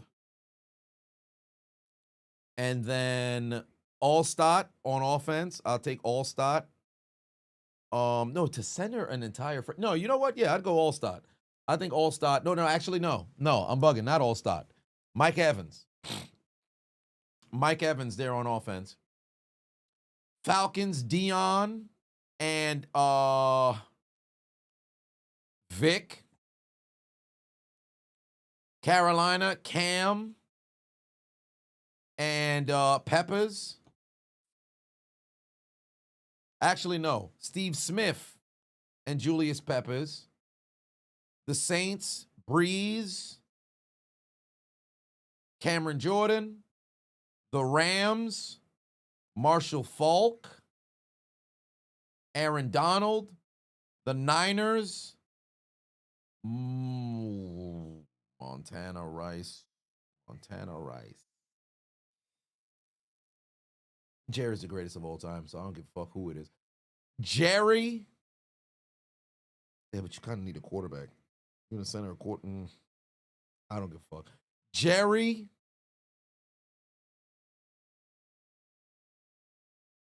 And defensively for the Niners, who do I want to? There's so many. Oh, fuck it. Ronnie Lott. Seattle.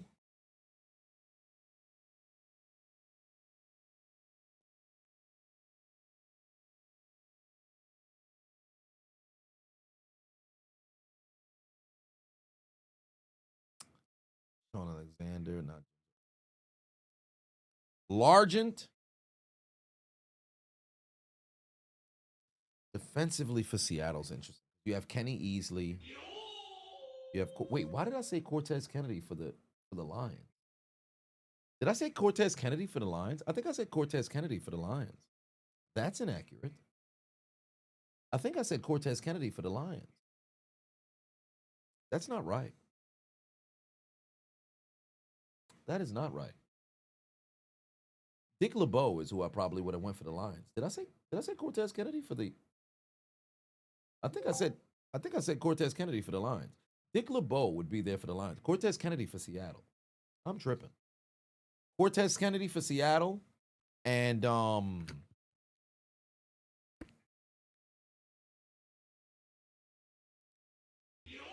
who did I say for Seattle on offense? Who did I say?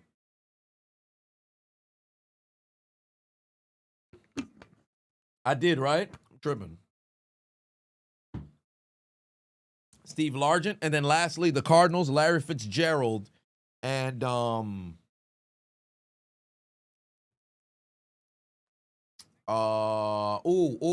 safety. The safety. Wait, boy. Is it Wilson? Son of a bitch. He played in the 70s. No, more in the 60s and 70s.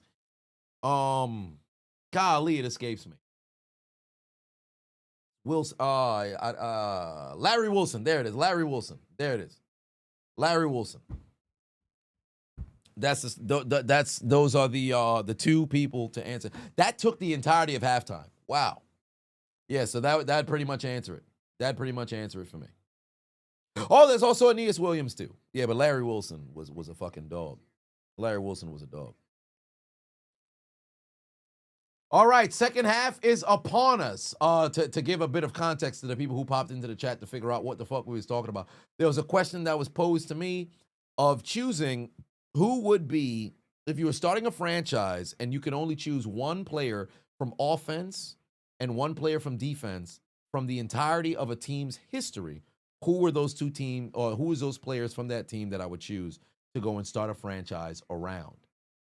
So that's kind of there. Yeah, I had so that's how I ended up getting there. So I know I misplaced Cortez Kennedy. I said that for the Lions. That was incorrect. It popped into my head as I was saying Siakam. I'm like, wait, I feel like I said Cortez Kennedy before. Third down, that's a first down. Evan Bourne, Kendrick Evan Airborne, moving the chains. Fun fact, Matt Siddle actually liked one of my reels yesterday. It's so weird. Sometimes I'll click on notifications and the most obscure individuals will mess around and come across my post and hit the like button. Oh my God. The other day, Claudia Jordan had liked one of the posts. Just the most random name. Of course, Angelo Dawkins had popped up in there. Who is this person? This is Maximilian. This person almost got almost 900,000 followers on IG. Just the most random individuals be hitting the like button. I'm like, all right. I mean, but I got crazy reach, although it's down this month than it was last month. Like last month, Instagram alone, I reached 50 million accounts. I'm down 20 million. I'm at 31.5 million in the last 30 days. So I'm not hitting like I was before, I guess. But yeah, Dawkins follows me now, and he actually went and followed me on Twitter as well. So I'm like, you actually seeked me out. You seeked me out. So I appreciate that. KT Chris said, name the top greatest touchdown history in the NFL. Wait, top greatest touchdown history in the NFL? Jerry Rice. Nobody scored 200 touchdowns outside of, quarterbacks throwing them. And nobody's actually scored more. Jerry Rice got, 208? He's got 197 through the air. I wish he got to 200 flat through the air, but it is what it is. So I think Ocho in his prime could dominate in the NFL since it's a lot more of a passing league now. The guys who were dominating in the past would have dominated even more in today because it wasn't necessarily a passing league then. As I've mentioned prior, anybody who, did I say seek or no? I said seek.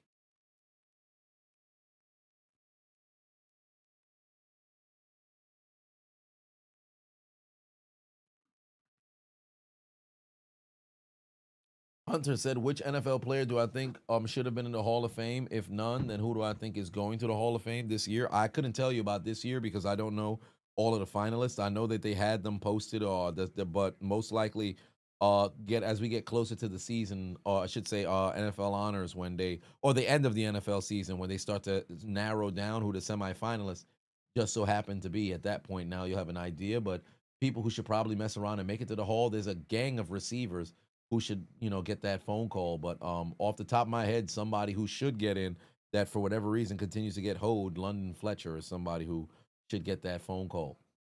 Or I should say that knock on the door.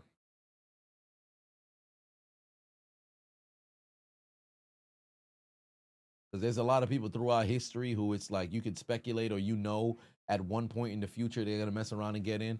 But I think people are going to end up forgetting just how good London Fletcher was because the time is going to pass him by. When Bobby ends up retiring, Bobby Wagner is going to go in when the time does come. Luke Kuechly most likely will mess around and go in within 2 years of his eligibility as well. A gang of receivers that haven't gotten in yet. A number of receivers haven't gotten in yet. Jay in the building. Oh, I'd mentioned you a couple of weeks ago, brother. Uso out in Australia. Funny enough, I was supposed to go out to Australia. It was a possibility I could have messed around and went. either this fall or maybe, maybe next year. So we shall see. Big Uso, congratulations on the continued success. Why is Tua the softest Samoan to ever put the pads on? Man's got 2 sleeves, a max contract, and 0 testicular fortitude.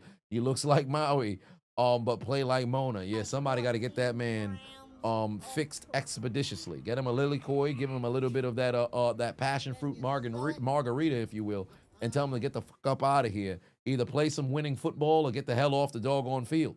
Vagabond for 500 said, in all seriousness, F you for that Boutte Cheeks animation that I play. Lord, where do you find these videos? But the rest of the video was good. Thank you very much. I appreciate you tuning in. And thank you for letting me know there was a silence there on the touchdown from Jonathan Taylor. I am sick about it. It's going to bother me when I go to sleep. That's incomplete. His feet did not get in bounce. That's out of bounce. They're going to have to kick a field goal. They're going to have to kick a field goal to make this a 2-score game. Antonio Brown would have messed around and been, well, yeah, if he kept playing, he would have been first ballot. But then again, he got hold on an All-Pro, which I think he should have protested. 2018, AB led the league in receiving touchdowns, and I think he was number where was he on receptions? He was top, because Juju had more receptions than him that year, but then you got to also take into account that field goal is good through the uprights. He was suspended for that last game. His last game that he played with the Pittsburgh Steelers was a magnificent fucking outing in New Orleans. And then you get suspended for the last game by the team for whatever reason. What was it? It was a pro football. I forget what it was. Whoever it is that gives out the AP All Pro, they ended up denying him clearance to receive an All Pro, and that killed his 6-year streak. AB was first team All Pro 2014 to 2017. It was a 5-year streak of being first team All Pro. Homie got hoed.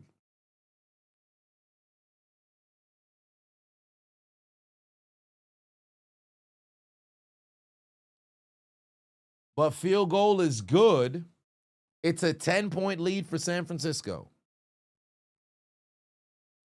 10-point lead for San Francisco. Pat McAfee's not going to the Hall of Fame. Guys got to stop throwing out these names, bro. I get so upset whenever I see people just be saying Hall of Fame. Oh, like, what are we doing, bro? What are we doing? I'm not getting into it. Who's my best commentary crew for the NFL? Is it Monday, Thursday, or Sunday crew? Certainly not Thursday. I can tell you that right now. Probably Monday. Leckler, yes. McAfee, no. But until Steve Tasker gets in, I don't want to see another special teamer going. Hester got in, great. Tasker's been waiting 20 years.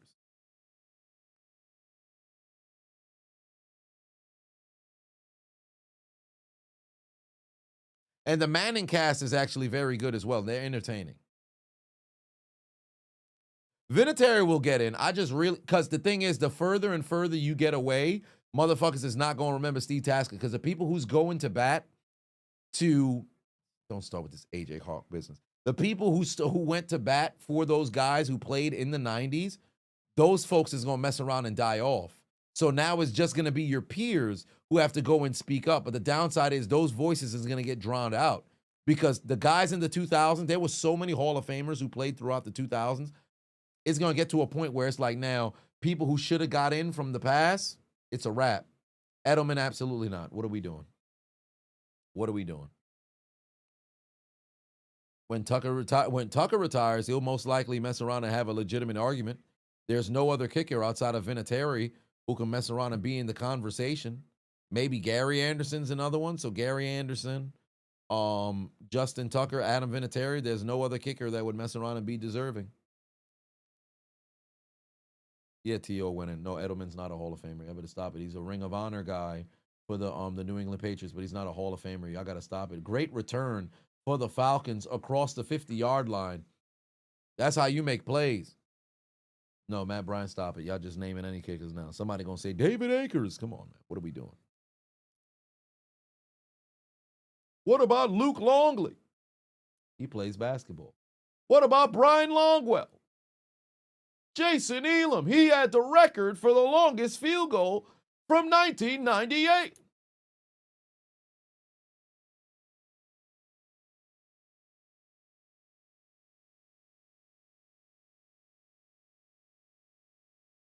All right, let's see if Penix can make something happen here. 10:02 left to go here in the third quarter.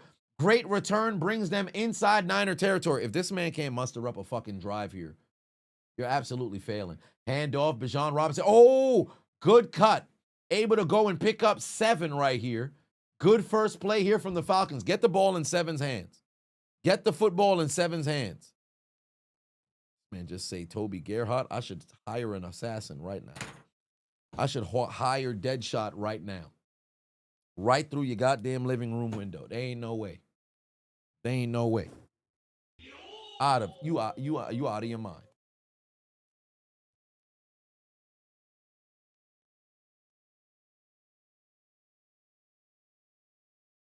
There's a handoff. Okay. Hold, nowhere to go. Gain of 1 or 2. I think they're going to give him 2. Now it's a long 2 right here for the Falcons. Bro, y'all have to get this first down. Y'all have to get this first down. Y'all have to get this first down. If they leave this drive with nothing, I'm telling you right now, it's going to be a bad situation. Every time they put the camera on Fred Warner, this man looks crazy.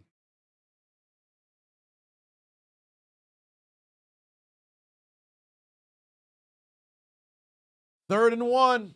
I got to go over here so y'all can't see the reflection of the game on the damn shades. There's a handoff to Tyler Algier. Outside, first down. There you go. Keep the drive moving. Keep the drive moving. That's a first down. Keep the drive moving. Bruce got in. Keep the drive moving.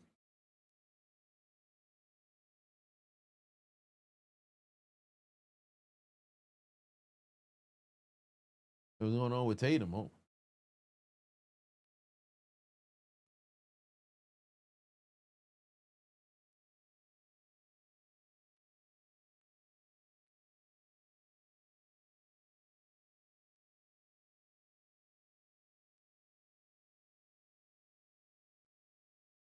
All right. There's a pass. Got him. Kyle Pitts, make a move. He ain't got no wiggle, but that's a great catch right there from Kyle Pitts. That's a first down for Atlanta. Kyle Pitts making plays. Kyle Pitts making plays.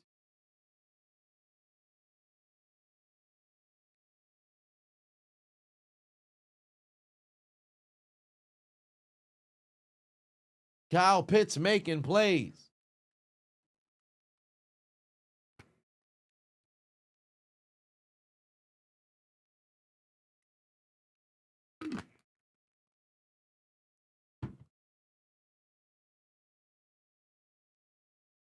Oh, there's Bijan Robinson down to the 10. That's got to be a 2nd and 2 right now coming up. 2nd and 2 coming up right now.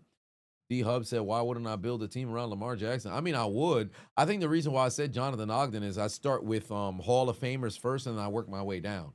So I was already moving ahead. I wanted to soldier through it because it was 32 teams. But if I had to go back and actually switch, then probably Lamar and Ray Lewis rather than Jonathan Ogden, because you can't really build around an offensive lineman like that.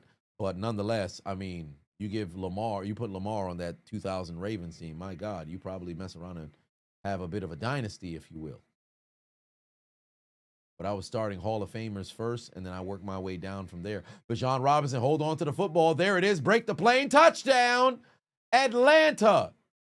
Bijan Robinson to the end zone. Atlanta scores a touchdown. Jason will be in there. Him and his brother are both going to go in when the time comes. Then you sell it. Jason, 3 years from now, he's going. Well, actually, 4 years from now, he's not going to be first ballot. Vagabond put 2 on. Said, by the way, Green Bay has won 4 games with the same score, 27. Well, what do you know? They're the 27 merchants. With 7 goes in for 7. And the Falcons cut this deficit down to 3. Yes. Extra point is good. They cut the deficit down to 3. Kyle Williams for the Bill. No, he's not going. He's not going. Ring of Honor, which I believe he's already a part of, but Hall of Fame, no. Defense just forgot how to tackle. Yeah, Atlanta just marched down the field. They did what they wanted on that drive. Atlanta did what they wanted on that drive. No opposition whatsoever. That was incredibly easy. They moved down the field. Light work. They moved down the field. Light work. I got to figure out what's going on with. I got to figure out what's going on with my IG.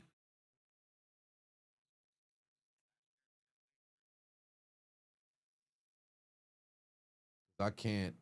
Shit just don't be uploading.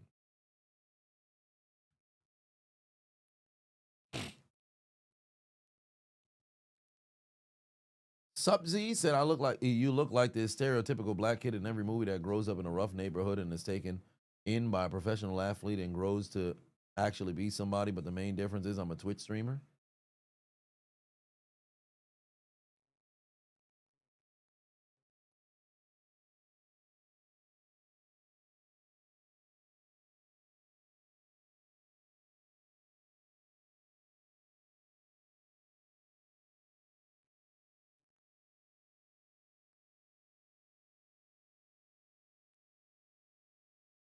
All right. So Mr. King said, just a reminder, the last time the team lost to the Browns and won the Super Bowl was 1995 for all you Green Bay fans out here. Well, we shall see how things mess around and play out, but the history is meant to be broken.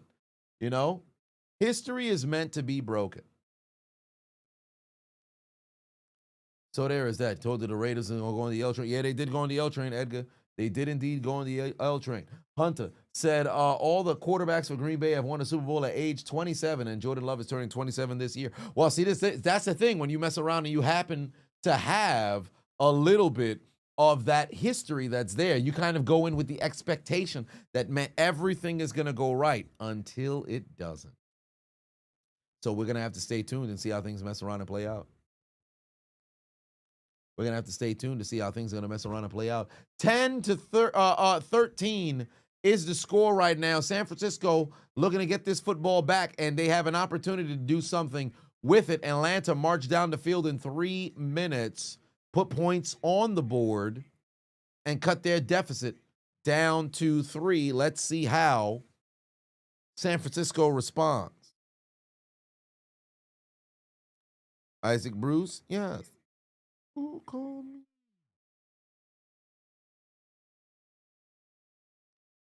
All right, let's see what Sky Moore got over here. Oh, man's got fucking smoked. God damn, that was a tackle. Y'all heard that? Did y'all hear that? Turn the volume up on your televisions right now. Turn the volume up on your televisions right now. If they replayed a fucking hit, they did not replay the hit.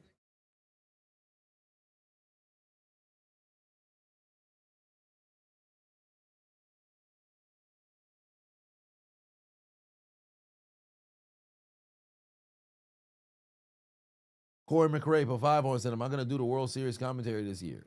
No. Did I talk about Doug Muscle Hamster at the start of the stream? Yes, I did mention he passed away, although we don't know what it was, but may he rest in peace. Very unfortunate news. And that's how many Buccaneers from that 2013 roster?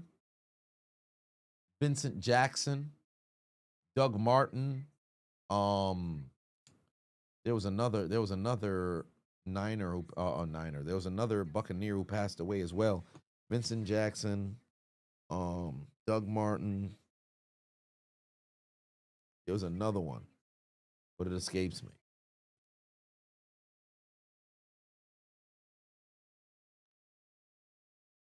Mike Williams.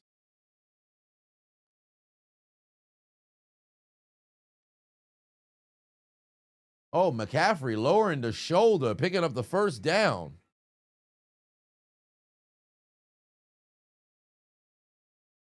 That's how you move the chains. That's a grown man run right there. That's a grown man run right there.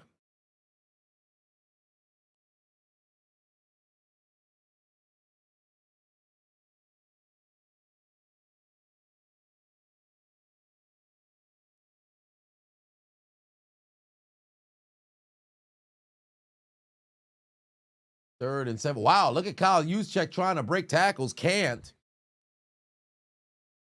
And now they're going to have to punt. They actually lost yardage there. They're going to have to punt. Atlanta with a stand.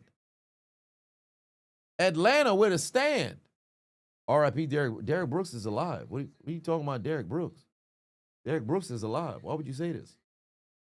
Eric said, yo, you got roasted. That was you. Wait, you got roasted. You shouldn't have read that. What? Oh, no. Oh, no. He said I'm a Twitch streamer, which I am. Oh, no. Look like you grew up in a rough neighborhood. I didn't.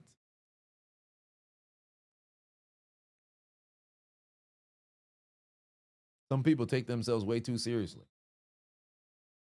I'm so concerned. He said something in a comment. I won't remember his account name by the morning. I couldn't even tell you what it was unless I go and scroll up. My feelings are hurt. How will I ever recover?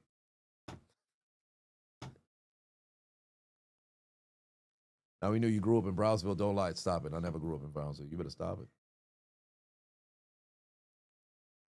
Who told you this? It's like the same folks who always be talking about R.I.P. Jackie Chan, bro. Like, what we doing, son? They tried to start a whole. They started to start a whole movement. A Jackie Chan passed it. Like, how? Damn near every year, you always got somebody coming in here talking about Jackie Chan, R.I.P. Where is this coming from? Justin in the building. What's going on? What is it now? Day 88? Day 89? Convincing the subscribers or the people to get to 1 million subscribers? Yeah, it's always R.I.P. Joe Rogan. Somebody being there talking about R.I.P. Joe Rogan. I'm like, what the hell? It'd be like once or maybe twice every single year. It'd just be a random stream. Somebody jump in here talking about R.I.P. Joe Rogan every single time.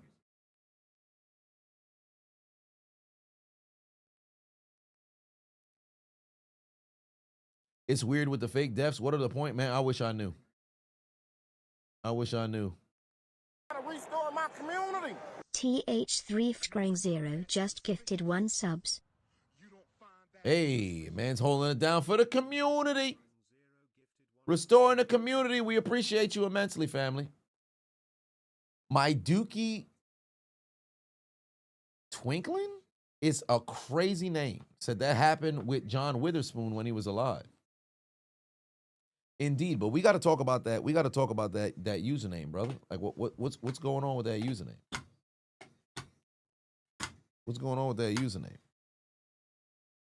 We got to get that. We got to get that situated. Dookie Twinkling is a crazy username.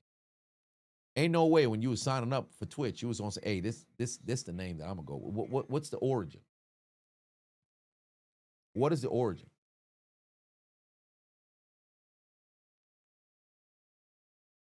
But here comes Atlanta. Offense back on the field after San Francisco was forced to punt. And now they got an opportunity to possibly go down the field and tie or take the lead. 14 grams of crack. Mark Jackson put 2 on and said that looked like it's from the Chappelle Show skit. Oh, look, Penix is rolling towards his left. He's going to throw it down the field. Got it. Ooh, defender fell down too, but unfortunately it was out of the reach of his receiver. And with 4 minutes left to go here in the third, now there's Laundry on the field. Wait, an eligible receiver downfield, that's what the call is going to be? Or it looks like it's what it's going to be.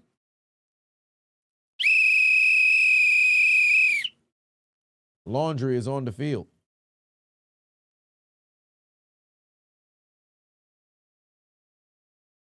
They had a fat man down the field. What was the most choking performance by a team I ever watched in the NFL? The most choking performance? The Falcons in the Super Bowl. Like, what? There's nothing is closer. It's the worst and most prolific choke job in history. Before that, probably what, the Oilers? But then I wasn't alive for the Oilers and the Bills. So the Falcons in the Super Bowl by far. What about Minnesota and Buffalo? I mean, that was, well, not Minnesota and Buffalo, Minnesota and Indianapolis. But nonetheless, choke job.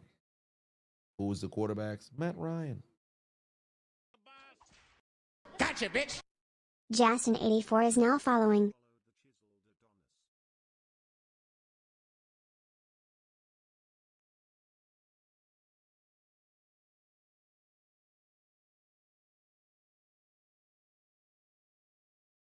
3:30 left to go here.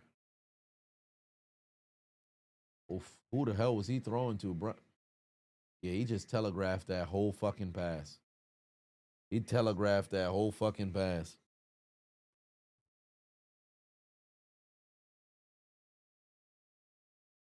Dennis Green rant. The Bears are who we thought they were.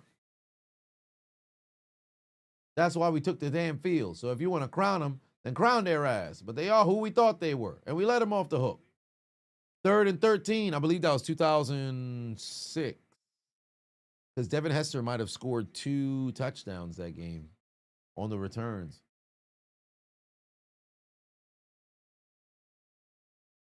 Penix got him. First down. Oh, no. Did he drop it? Washington says it's a catch. Some of the defenders say it's not. They're rushing to the line now. Did he catch that?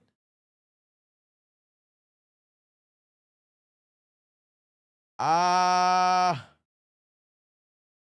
think that's a catch. I think that's a catch.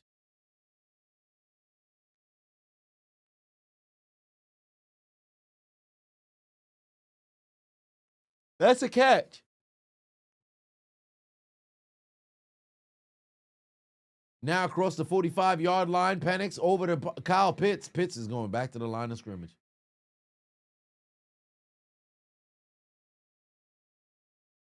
Mans was going nowhere.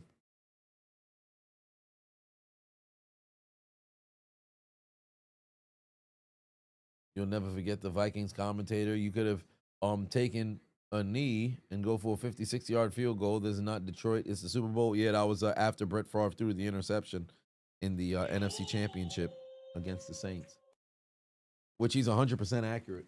But Brett Favre is a gunslinger. You live by the throw. You die by the throw.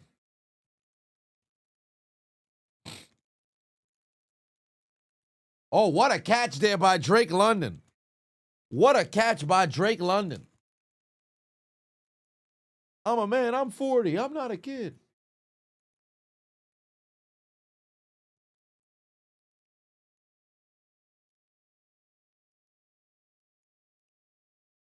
Now to think he's what now, 60?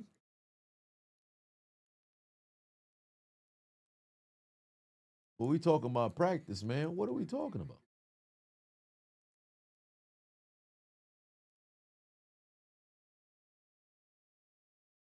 All right, 2 minutes left to go here in the third quarter. There's a handoff. Where's Deshaun? He's going nowhere. Great tackle right there. Way to go clean that up, because if he spun to the inside, boy, they would have been in trouble.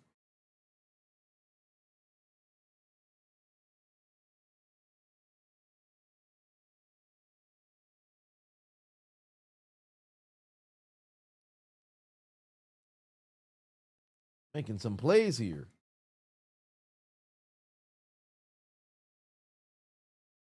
All right, Atlanta. You can find the end zone here. You got a real chance of turning this game on top of its head. Penix 17 of 25, 182 yards, 1 touchdown. Here we go. Oh, shit, they got him. He got rocked. The football didn't make it back to the line of scrimmage. Now, was he out of the tackle box? He got hit, though, so he should be fine.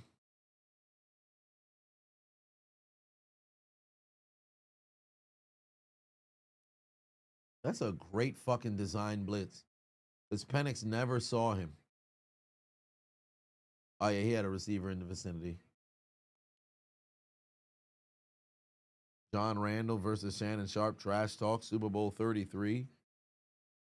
You wish the Vikings beat ATL in 98? Yeah, that would have been a great game. There's Panic. Oh, I knew he was throwing that into the ground, but it looked like they got a flag on the play already early. They had a flag on the play already early.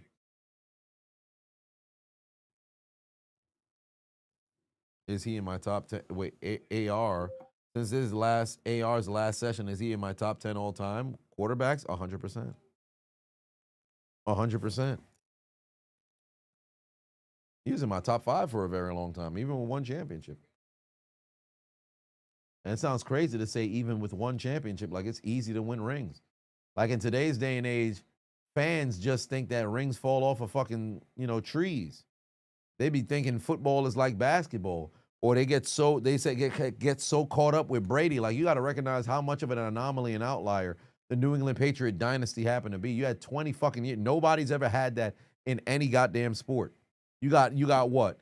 Maybe the only other person who's the only other entity that's comparable to it is what, Serena maybe? Who's had that kind of dominance for that long? Like that's outrageous.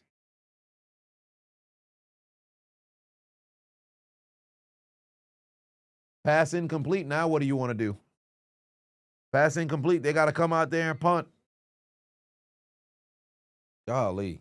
If the Niners truly at the way the pacing of this game goes, if the Niners just score about a touchdown and a field, well, then again, we've got 16 minutes left to go in this game. Niners make this a 2-possession game. I really don't know about the Falcons, bro, because offensively, you really don't know what the fuck you're going to get.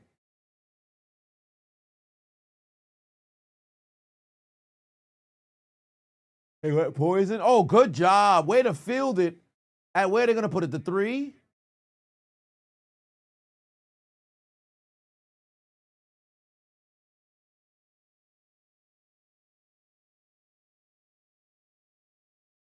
Where they're going to field it at? Yeah, they're gonna field it at probably about the 4-yard line. They're gonna field it at about like the 4-yard line. Like he stopped moving at the 2, but he first touched it at the 4. I think that's where they're gonna mess around and field it.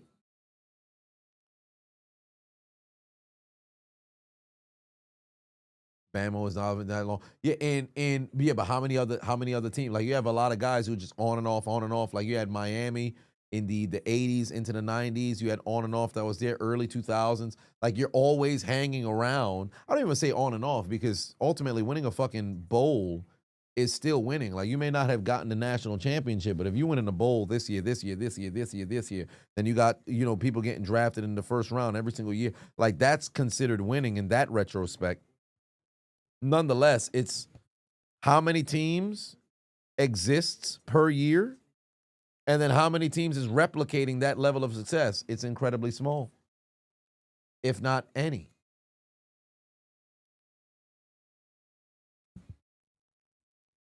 How's my voice doing? Sound like I lost it during the end of the commentary upload. Yeah, it was definitely leaving. 110% it was leaving. So the voice is doing all right now. I'm going to need some tea before I go to sleep. That's a give me. So definitely going to need that. I am excited to go to sleep, though, because I am exhausted. Today has been an incredibly long day. Might have said you found a shit the bed moment. Where can you send it? Email it to me. chiseledAdonis@gmail.com. Kyle said, anybody want to trade Lawrence? Dude's a bum. Well, trade him for who? That's the question.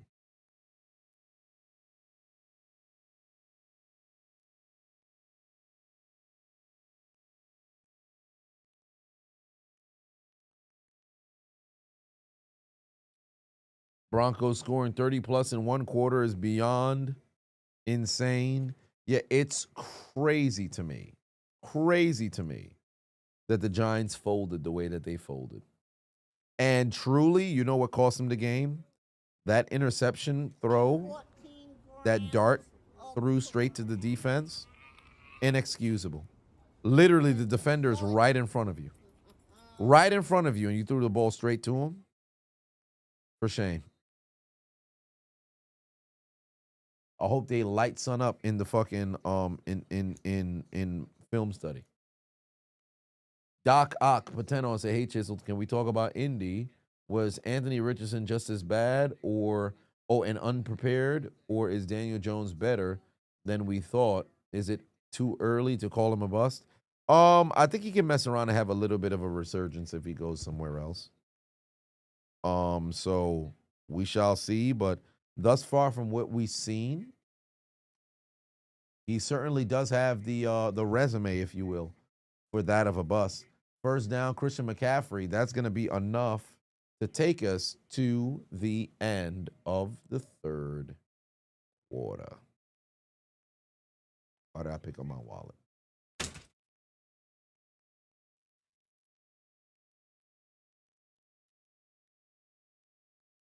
Going to the final period, ladies and gentlemen.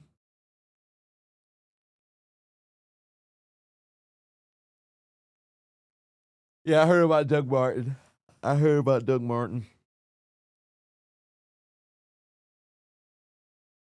Why am I flashing cheese? Cheese. I got the Green Bay Packers.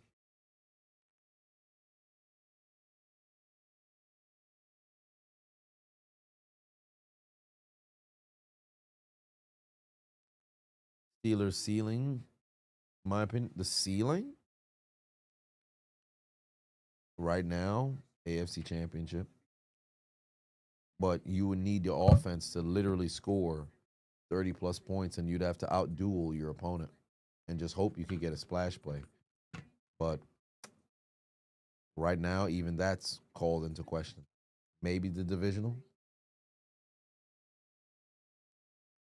But the defense is fucking underperforming like a motherfucker. Somebody got to step the fuck up.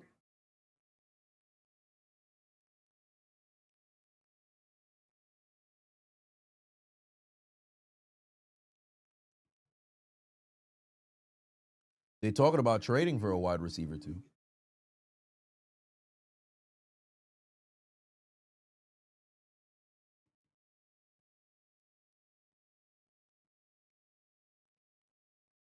We'll see what things look like this upcoming week when they play against Green Bay. Can't afford to take more L's because guess what? Despite having a lead in the fucking division when you could have took a 3.5 game lead, now what? Now what? You 2 games behind or 2 games ahead. And best believe Cleveland is still right there. Baltimore can mess around and rise from the dead because they got a schedule that they can get right back into the mix. It's no guarantee. And remember, I really don't give a damn about, oh, well, yeah, you won the division. Woo, home playoff game. None of that shit matters. Do you have a team that's comparable enough to go out there and win a Super Bowl? If not, we're wasting time. We're wasting time. All right, here we go. Let's get this going.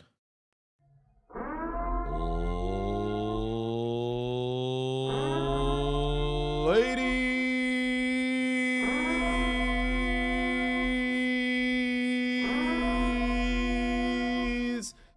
and gentlemen, we've arrived at the final period of this game, where the San Francisco 49ers host the Atlanta Falcons. Both teams only with 2 losses, having a defensive showdown in prime time. Can the long-traveling Atlanta Falcons from the South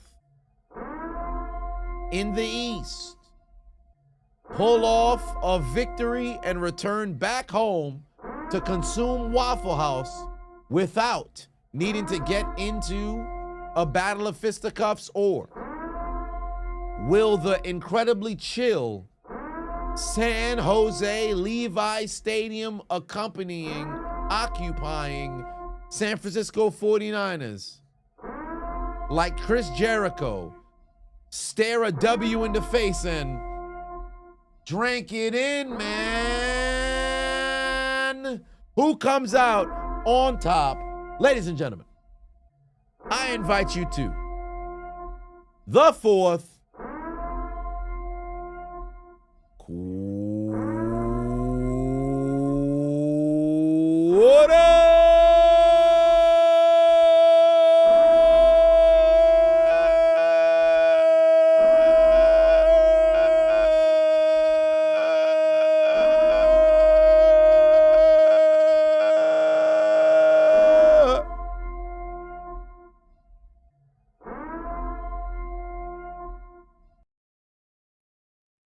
It is the fourth quarter, 3rd and 3 right now for Mac Jones. Oh, he's going to air it out. Oh, he's got a chance. 50-50 ball. Oh, my God, he dropped it.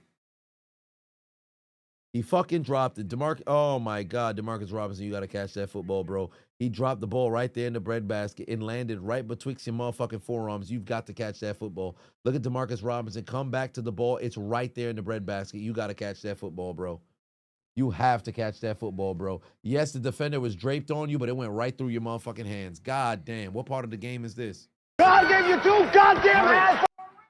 God gave you 2 goddamn hands for a reason. God gave you 2 goddamn hands for a reason. God gave you 2 goddamn hands for a reason. God gave you 2 goddamn hands for a reason. God gave you 2 goddamn hands for a reason. God gave you 2 goddamn hands for a reason. God gave you 2 goddamn hands for a reason.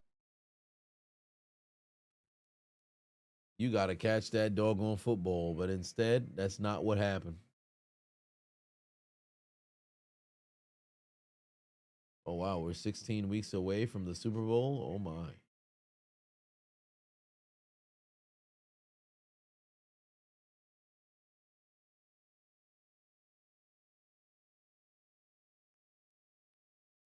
Yeah, what happened to his hands? The L train after the Steelers lost on Thursday was special. Was it? I felt like I held the note for a very long time. In my mind, I was thinking Chester Bennington and giving up. Put me out of my fucking misery. Like he yells for, what is it, 17 seconds? I don't know how long I held the L train, but must have been going for. People actually enjoyed the holding of the L train. I didn't know that. I just figured, get aboard the L train. That was it. But usually people end up leaving during that time. That's when you see a drop off during, at least I guess, the live presentation of it. But that's neither here nor there.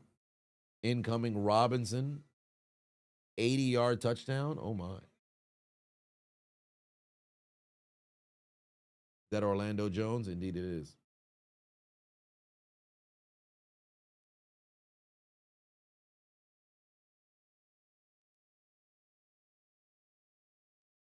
Who is the Chad Pennington of today?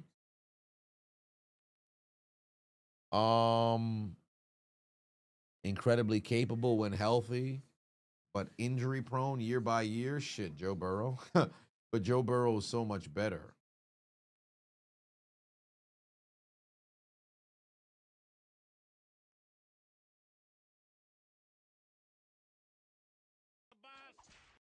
Gotcha, bitch.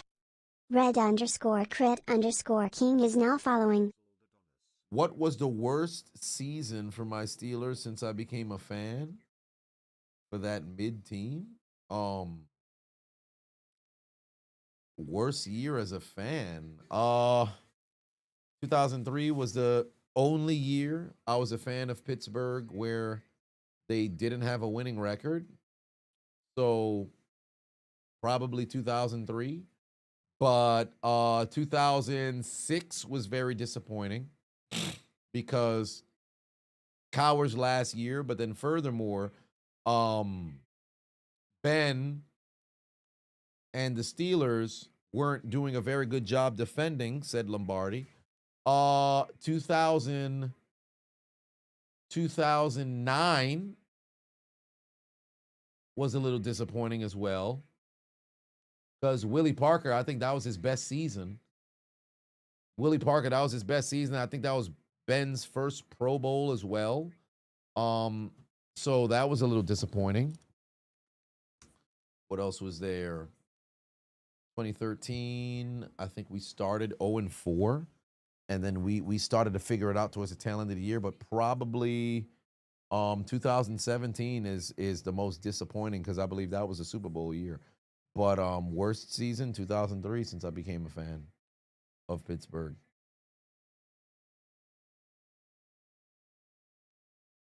All right, there's the pass over to Bijan. Oh, shit, Bijan Robinson able to go and break a tackle and pretty much just jump through another man's face mask there on the first down.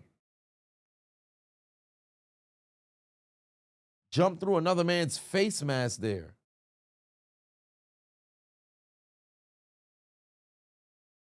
What do I think about JSN? He's gonna be a first team All-Pro this year. Matt says cut, trade, bench, start. Isaac Bruce, Marvin Harrison, Doug Baldwin, and Steve Smith. Well, you're cutting Doug Baldwin. You would start Marvin Harrison. Isaac Bruce and Steve Smith is a tough one, but I'd bench Steve Smith. I'd trade Isaac Bruce.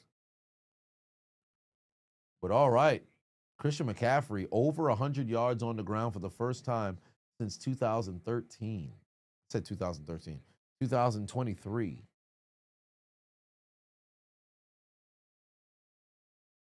No, 2021 is not the worst. 2003, they went like 6-10. Wow, look at that. Kyle Pitts down the field on the back shoulder. That's a first down for the Falcons. Atlanta's moving the chains.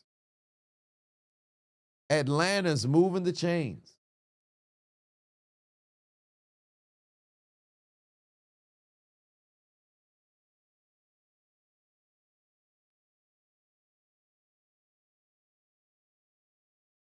Why is Doug Baldwin with those three? No idea. No idea. Yeah, Kyle Pitts is doing all right here. Kyle Pitts is doing all right here. 10 minutes left to go here in this game. There's a handoff. Tyler Algier. He's usually a bowling ball running through people, but on first down, he's going to only get you a couple of yards.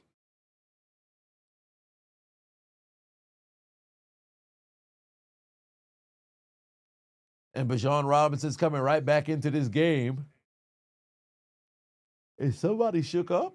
I don't think so.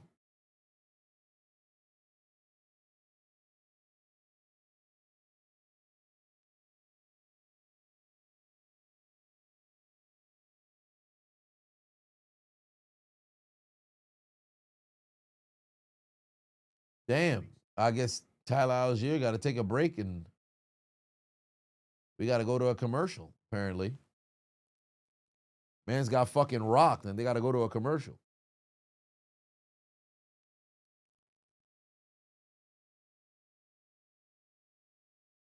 Thoughts on the Eagle game? Jalen Hurts took a week to silence the haters. He did a very good job.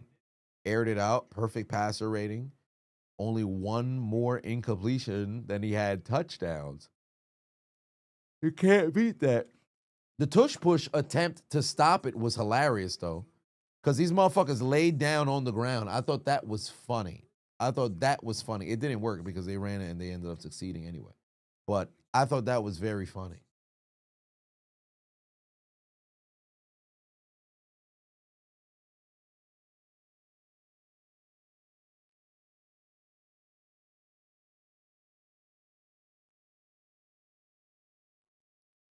Algier got the George Jefferson hairline. You know, now that I think about it, I don't think I've ever seen him with his helmet off. Is that in the commentary? No. Gotcha, But bitch. essentially what they did was Kill they had a 95, Minnesota Viking 99 pretty is much now lay following. there flat on the ground. And then ultimately once they go, hut, they just like kind of try to block the area so the old lineman would fall over them.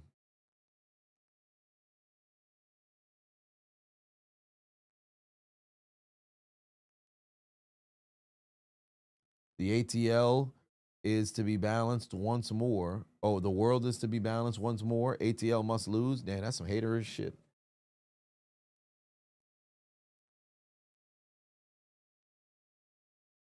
All right, let's see what happens with Tyler Algier here. I guess nothing.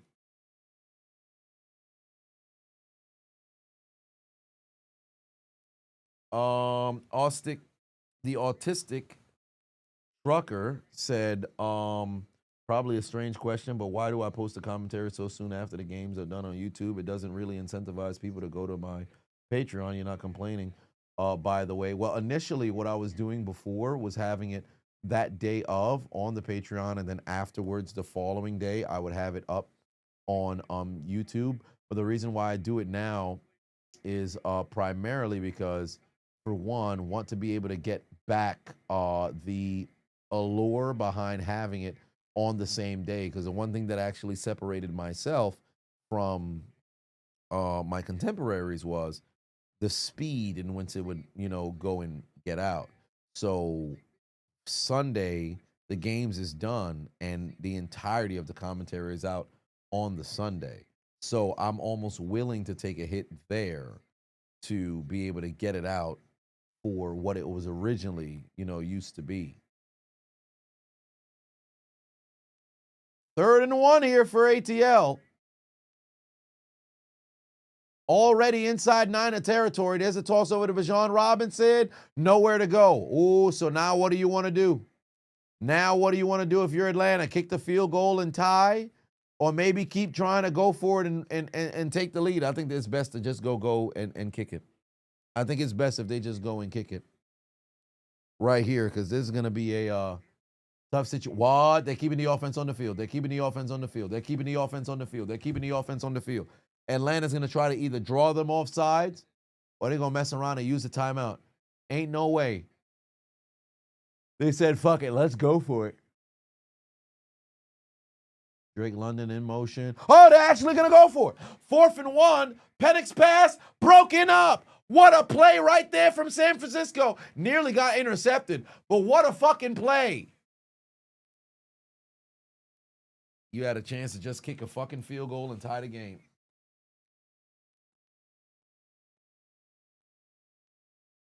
Lucas with a fucking play to go and break this sumbitch up. I'll be damned. Wow.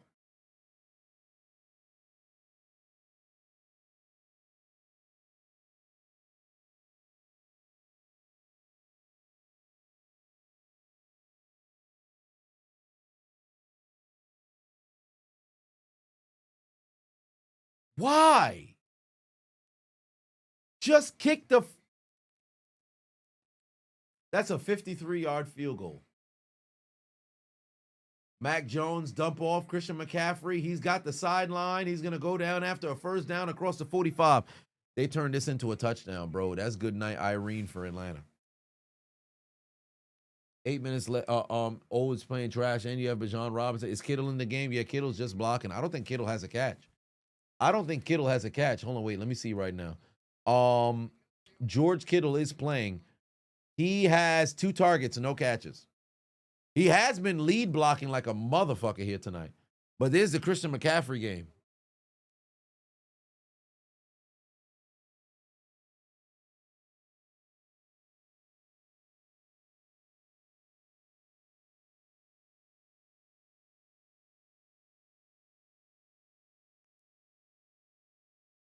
They just need to drain the clock 100%. And they have the offense to do so. And they were further enough down the field. Well, now they're approaching midfield, right? So let's just say, all right, bam, clock starts now. You really don't need to rush here on the drive. You can take your sweet time. They should take their sweet time here. They're going to go do their QB sneak. That's enough to go and move the chains. I would have waited. I'd have gave it 20 more seconds and then snapped the football. Too much time in the game? Not for long if they keep picking up. You pick up 4 first downs on 2nd or 3rd down, you could take this game down to the 2-minute warning with just a 3-point lead.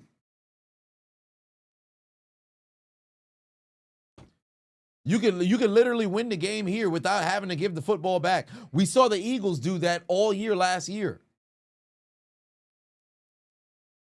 Wow, McCaffrey, 1 play, first down again, and now we're inching under 7. At worst right now for Atlanta, this drive is going to conclude with about 5:20 or so on the clock.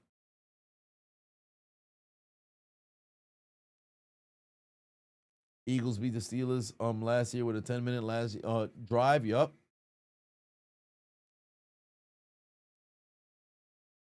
Folks be playing Madden too much to where you just rush to try to keep the game long. Nah, fam, slow it down. Take your time. Read through the doggone playbook. Figure out your audibles. Take advantage of the clock.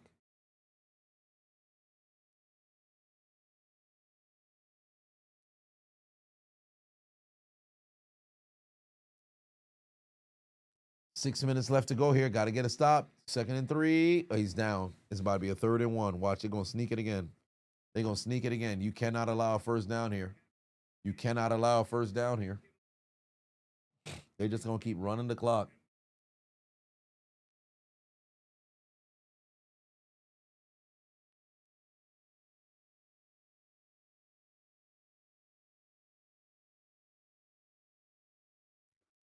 Third and 1. They got Kyle Hughes checking the backfield right now. Somebody got to get a stop. Oh, wow. And I think somebody jumped off sides. It didn't even matter. And I think somebody jumped off sides. It didn't even matter. They still got the first down.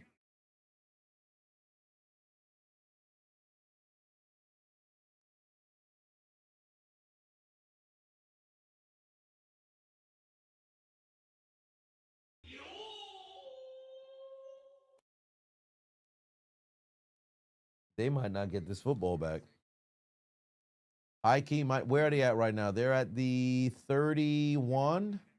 How many other first downs is remaining here? 20, 21, 11, 1. He's going to throw. Purdy. Just run. Keep the ball in play. Tuck it. Go down. There it is. Dive right there. Inside 5 minutes. Beautiful dive. That's going to set up a 2nd and short. All they got to do is just QB sneak it again. Just QB sneak it again.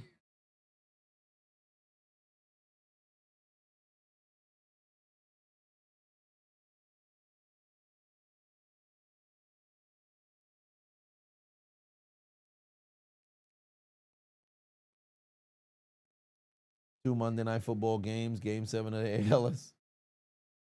ALCS, Seattle and Toronto tomorrow, indeed. At this point, Brock Purdy might not get his job back. 100. These motherfuckers got 12 players on defense, automatic fucking first down. They was, oh my God. Yo, Atlanta don't know what the fuck they doing. Atlanta has no idea what the fuck they doing. How the fuck you got 12 people inside of a phone? What are we doing, bro? What are y'all doing, ATL? What are y'all doing? That's insane. That's insane. They're probably going to try to score a touchdown inside 2 minutes remaining. How the fuck do you even let that happen? How the fuck do you even let that happen? Laundry on the field. How do you even let that happen? 4 minutes left to play here.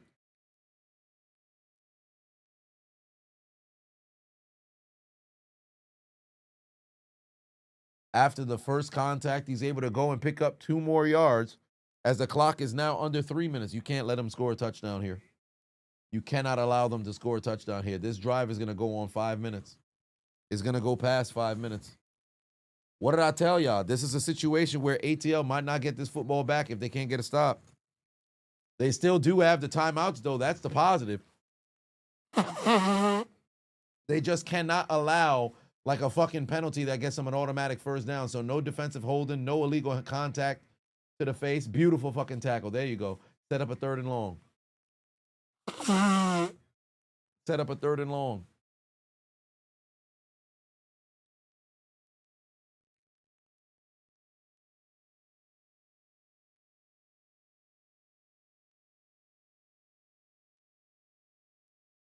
You got to guard. You got to guard up front. What side am I on? I have no dog in this race.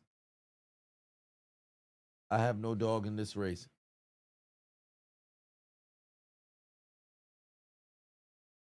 All right, here we go. 3rd and 13. Ain't no way. There's no way. There's legitimately no way. There's legitimately no way. 3rd down, you have to get a stop to force a field goal. You allow Mac Jones to find Christian McCaffrey over the middle. Nobody stopped McCaffrey all day. He's the only motherfucker making plays on offense for the San Francisco 49ers, bro. Mac Jones is 16 of 25 for 100. Pardon me, 17 of 26 for 152 yards and an interception. Fuck. The high point receiver is Christian McCaffrey. This man has almost 200 yards of total offense. 22 carries, 110 yards, and a touchdown. Then through the air, 7 catches, 72 yards. He's the only person on offense making plays. How the fuck can't y'all guard this man? How can't y'all double this dude? I know he's coming out of the backfield, but you got to be kidding me. 1st and goal, it's a wrap, bro. Pack him up. Pack him up. Pack him up. And Atlanta about to be out of timeouts. Pack him up. Pack him up. Clock going down to 2:30. I told y'all, fam. They're not going to give him no time to get the football back. 2:31, and Atlanta got to start using their timeouts on the north side of the 2-minute warning. If they get 1 penalty for illegal hands to the face, you might as well start, well, maybe not taking knees. You have to score regardless over here. A touchdown in this situation still puts you in the fucking money. And now a timeout comes from San Francisco. That is...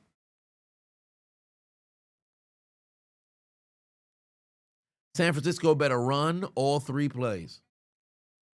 Or at least run on 1st down, run on 2nd down, then throw on 3rd down.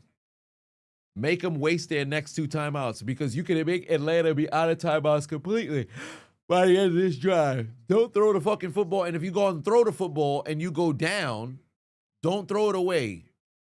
Go down.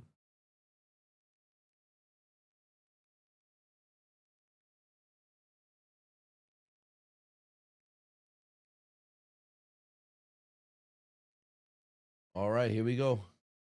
Handoff, McCaffrey. He's down after a gain of 2. Oh, wow. What the fuck? How?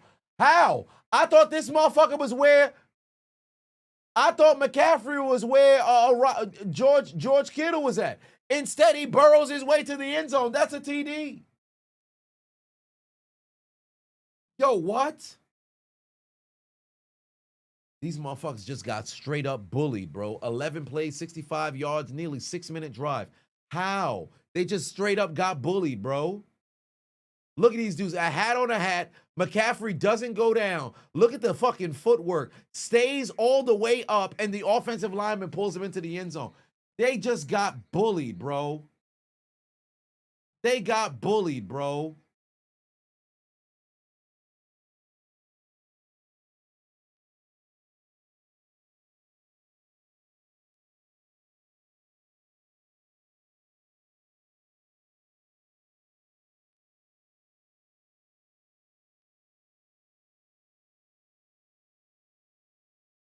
Should have just kicked the field goal. Fact, they should have just kicked the field goal, bro. You would have had a tie game. Extra point through the uprights. 2:26 left to go. You got 2 timeouts. This is it. You got to score before the 2-minute warning. You got to try to get down the field as fast as you can. Score before the 2-minute warning just so you'd be able to, well, really score before the 2-minute warning. You need to score on 1 play. So never mind that. You're going to need the fucking onside kick regardless.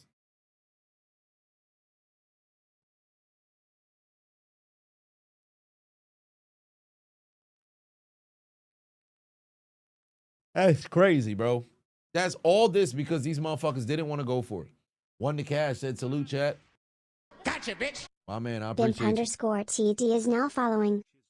Yeah, it's about that time to take the L out of Lover because this game about to be over, brother.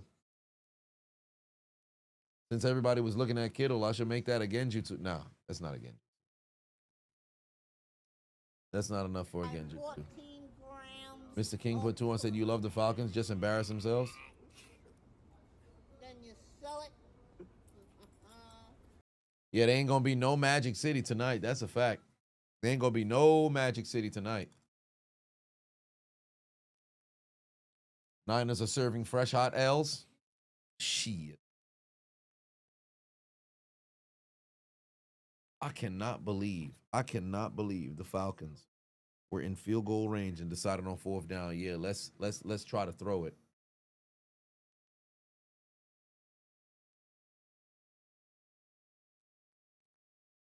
And Penix better not turn this over because you know he's going to have to throw or maybe mess around and have to dump it off.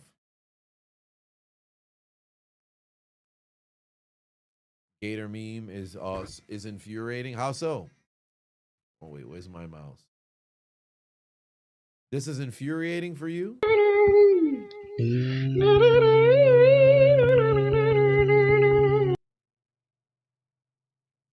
Right, here we go. God damn. He did not catch that touchdown. 6-13. Damn.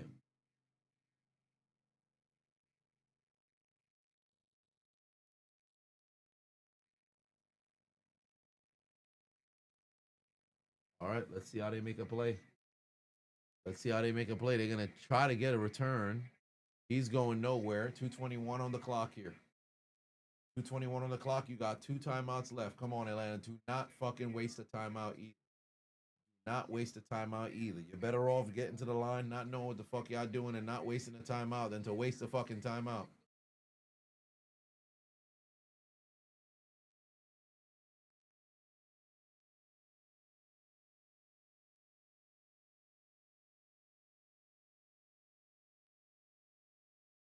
They said they should have thrown a flag for him pulling him into the end zone. Okay. INT on the first play. Wouldn't that be crazy? He's going to throw it. Oh, Mooney was right there. Darnell Mooney was right there. Darnell Mooney was right there.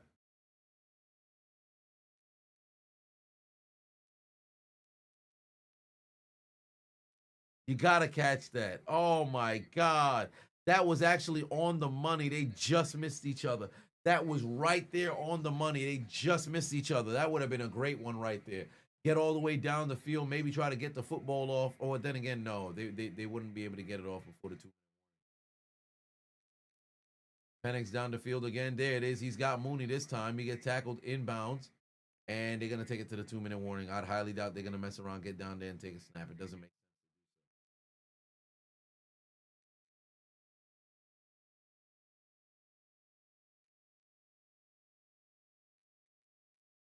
Well, this is it here. Final act. Final act. Moody is booty. Booty is also gone.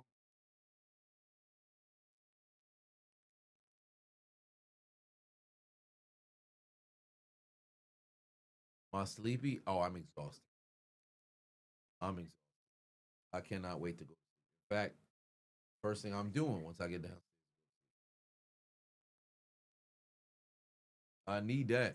Funny enough, yesterday night I actually had decent sleep, but it's just that I've been up all day in front of the fucking computer all day. Exhausted.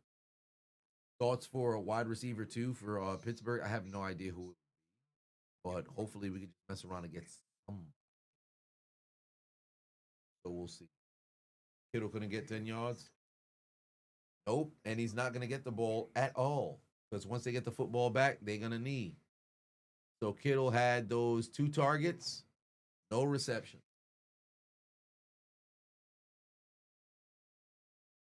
I have 14 grams of crack. So with Alex put 2 on, said one quick look at Matt Ryan. I think Matt Ryan is over here having a moment right now for the Falcons. Isaac put 2 on, said the Falcons' decision was the Falcons' decision making was ass. Indeed. Oh, yeah, I said the M&M's meme. It was.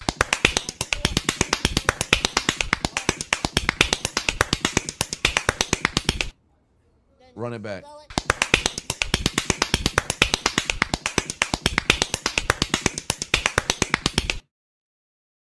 I can't co-sign that, big brother, but I ain't mad at you for what you do. I ain't mad at you for nothing.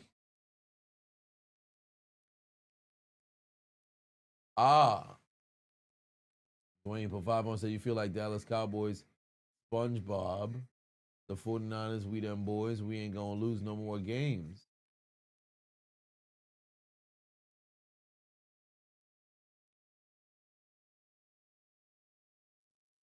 All right, here we go. Final 2 minutes. This is it. Somebody has to make a play for Atlanta because under no circumstance will you be able to make a comeback in this game if you can't score right here. You need a touchdown, you need an onside kick, and then you need a field goal.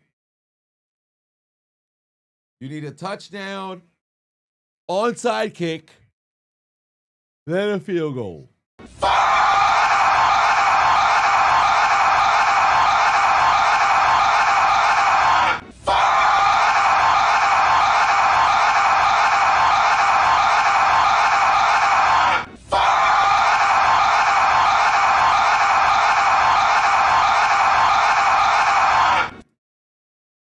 Did they try to rule this a fumble?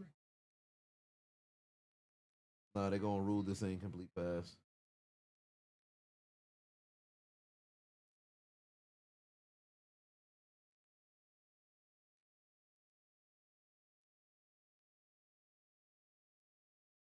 What? They ruled it a fumble? How? The ball's going forward. Of crap. Then you sell it. What?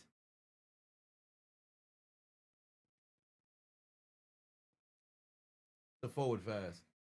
Sorry, but you want to say, "Ayo, run that ass." Clavin, flip back again. Don't want to see the Eminem.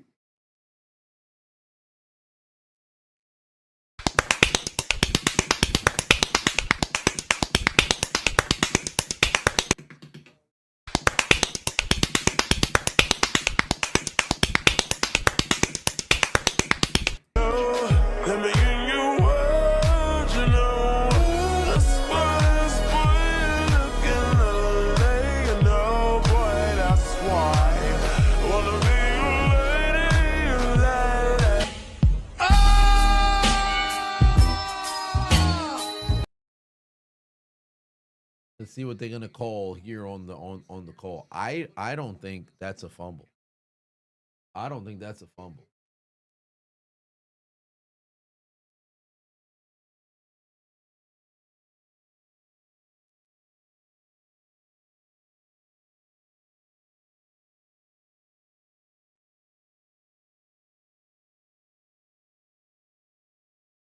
Right. Incomplete pass is the right call. Incomplete pass is the right call. All right, here we go. Atlanta, 2 timeouts. 2 timeouts for San Francisco as well, but they got to get down there and score.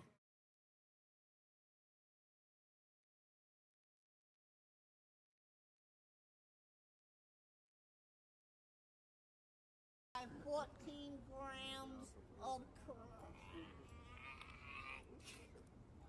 Then you sell it.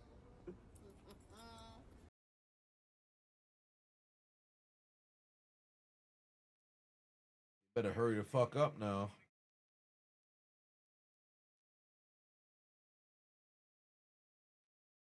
Probably gonna have Drake London go on a drag. Oh, he's actually gonna try to run a fade. Oh my God, Penix is in trouble. They got his ass. Oh my God, yeah, he went down on the sack. He lost the football. But ooh, he looked like he might be in pain. Hold on, he looked like he might be in pain. Laundry on the field. This is most likely on the offense, but Penix can barely stand up.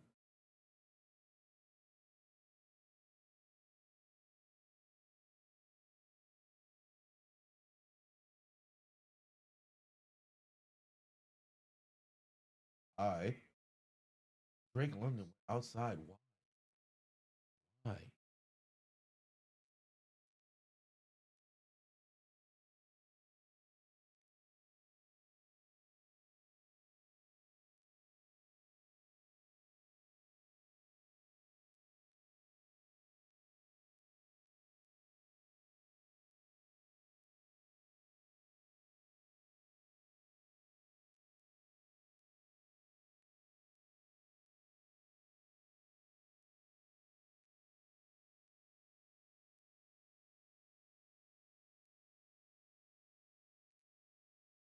147 on the clock here.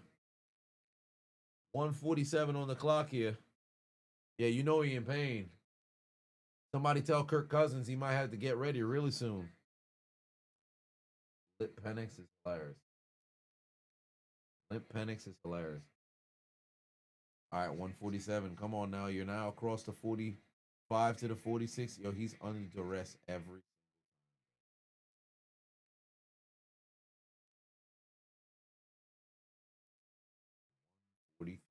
144.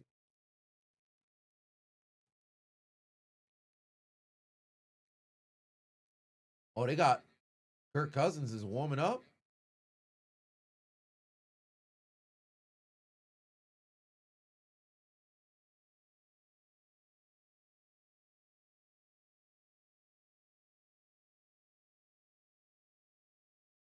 144. There's Penix. There's the snap. He's got time. Down the field. Oh, he overthrew him. He fucking overthrew him. He had Darnell Mooney too. This man completely missed him. He had Darnell Mooney too, and he completely missed him. Oh my God, bro. You got to be kidding me. You have got to be kidding me, bro. You got your man right there. You completely missed him.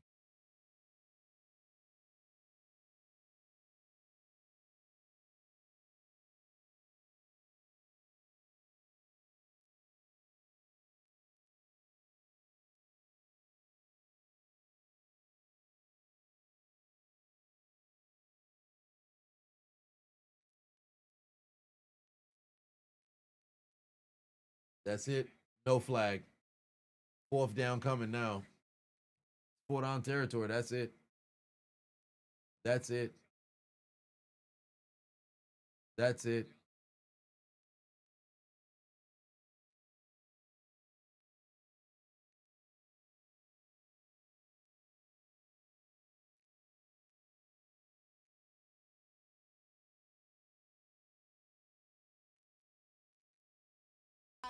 They're cooked. They're so cooked. They're so cooked. 4th and 10. This is it. Last opportunity. What do you got? Trailing by 10. You need a conversion. There's Penix under duress. Pass middle. Too short. This man couldn't even make it to his fucking receivers. That's it. Back him up. There's nothing you can do now. That's it. That's game. That's game.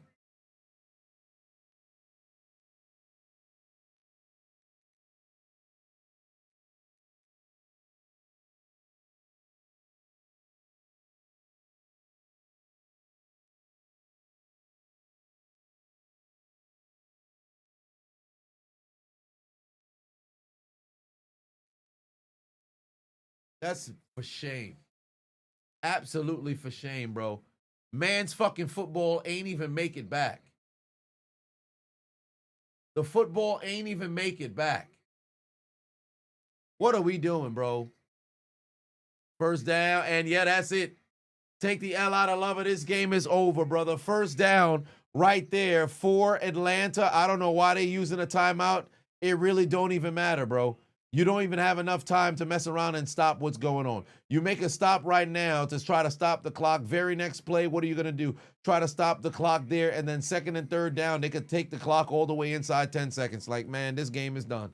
You wasting timeouts for no doggone reason. You wasting timeouts for no doggone reason. They're going to put 5 on it. Atlanta playing, or their play calling is smoking 14 grams of crack. As far as I'm concerned, they might need a little bit of it. They might have get Aaron Rodgers on the phone and get what they need. Oh, nigga, give me one more gram. Tell me that no.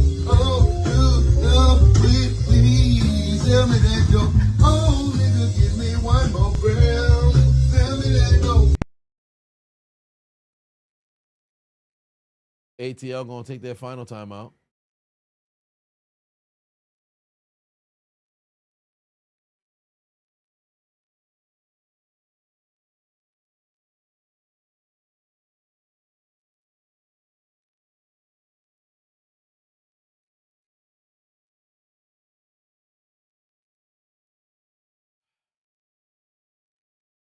Roast Atlanta in the commentary. Oh, best believe it's gonna happen. Yeah, 100% is gonna happen.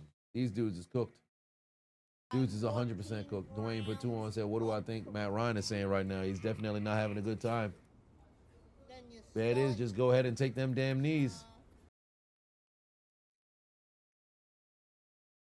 I don't know why ATL used those timeouts. You're not going to be able to do nothing anyway.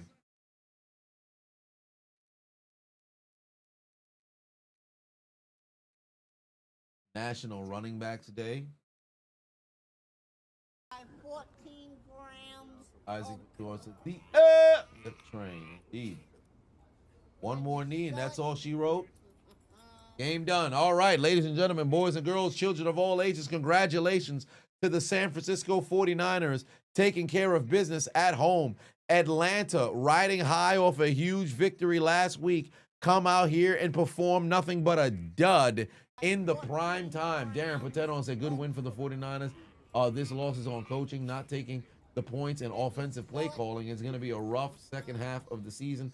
Good night, everybody, indeed, because the Falcons would have to take out their Metro card and get aboard the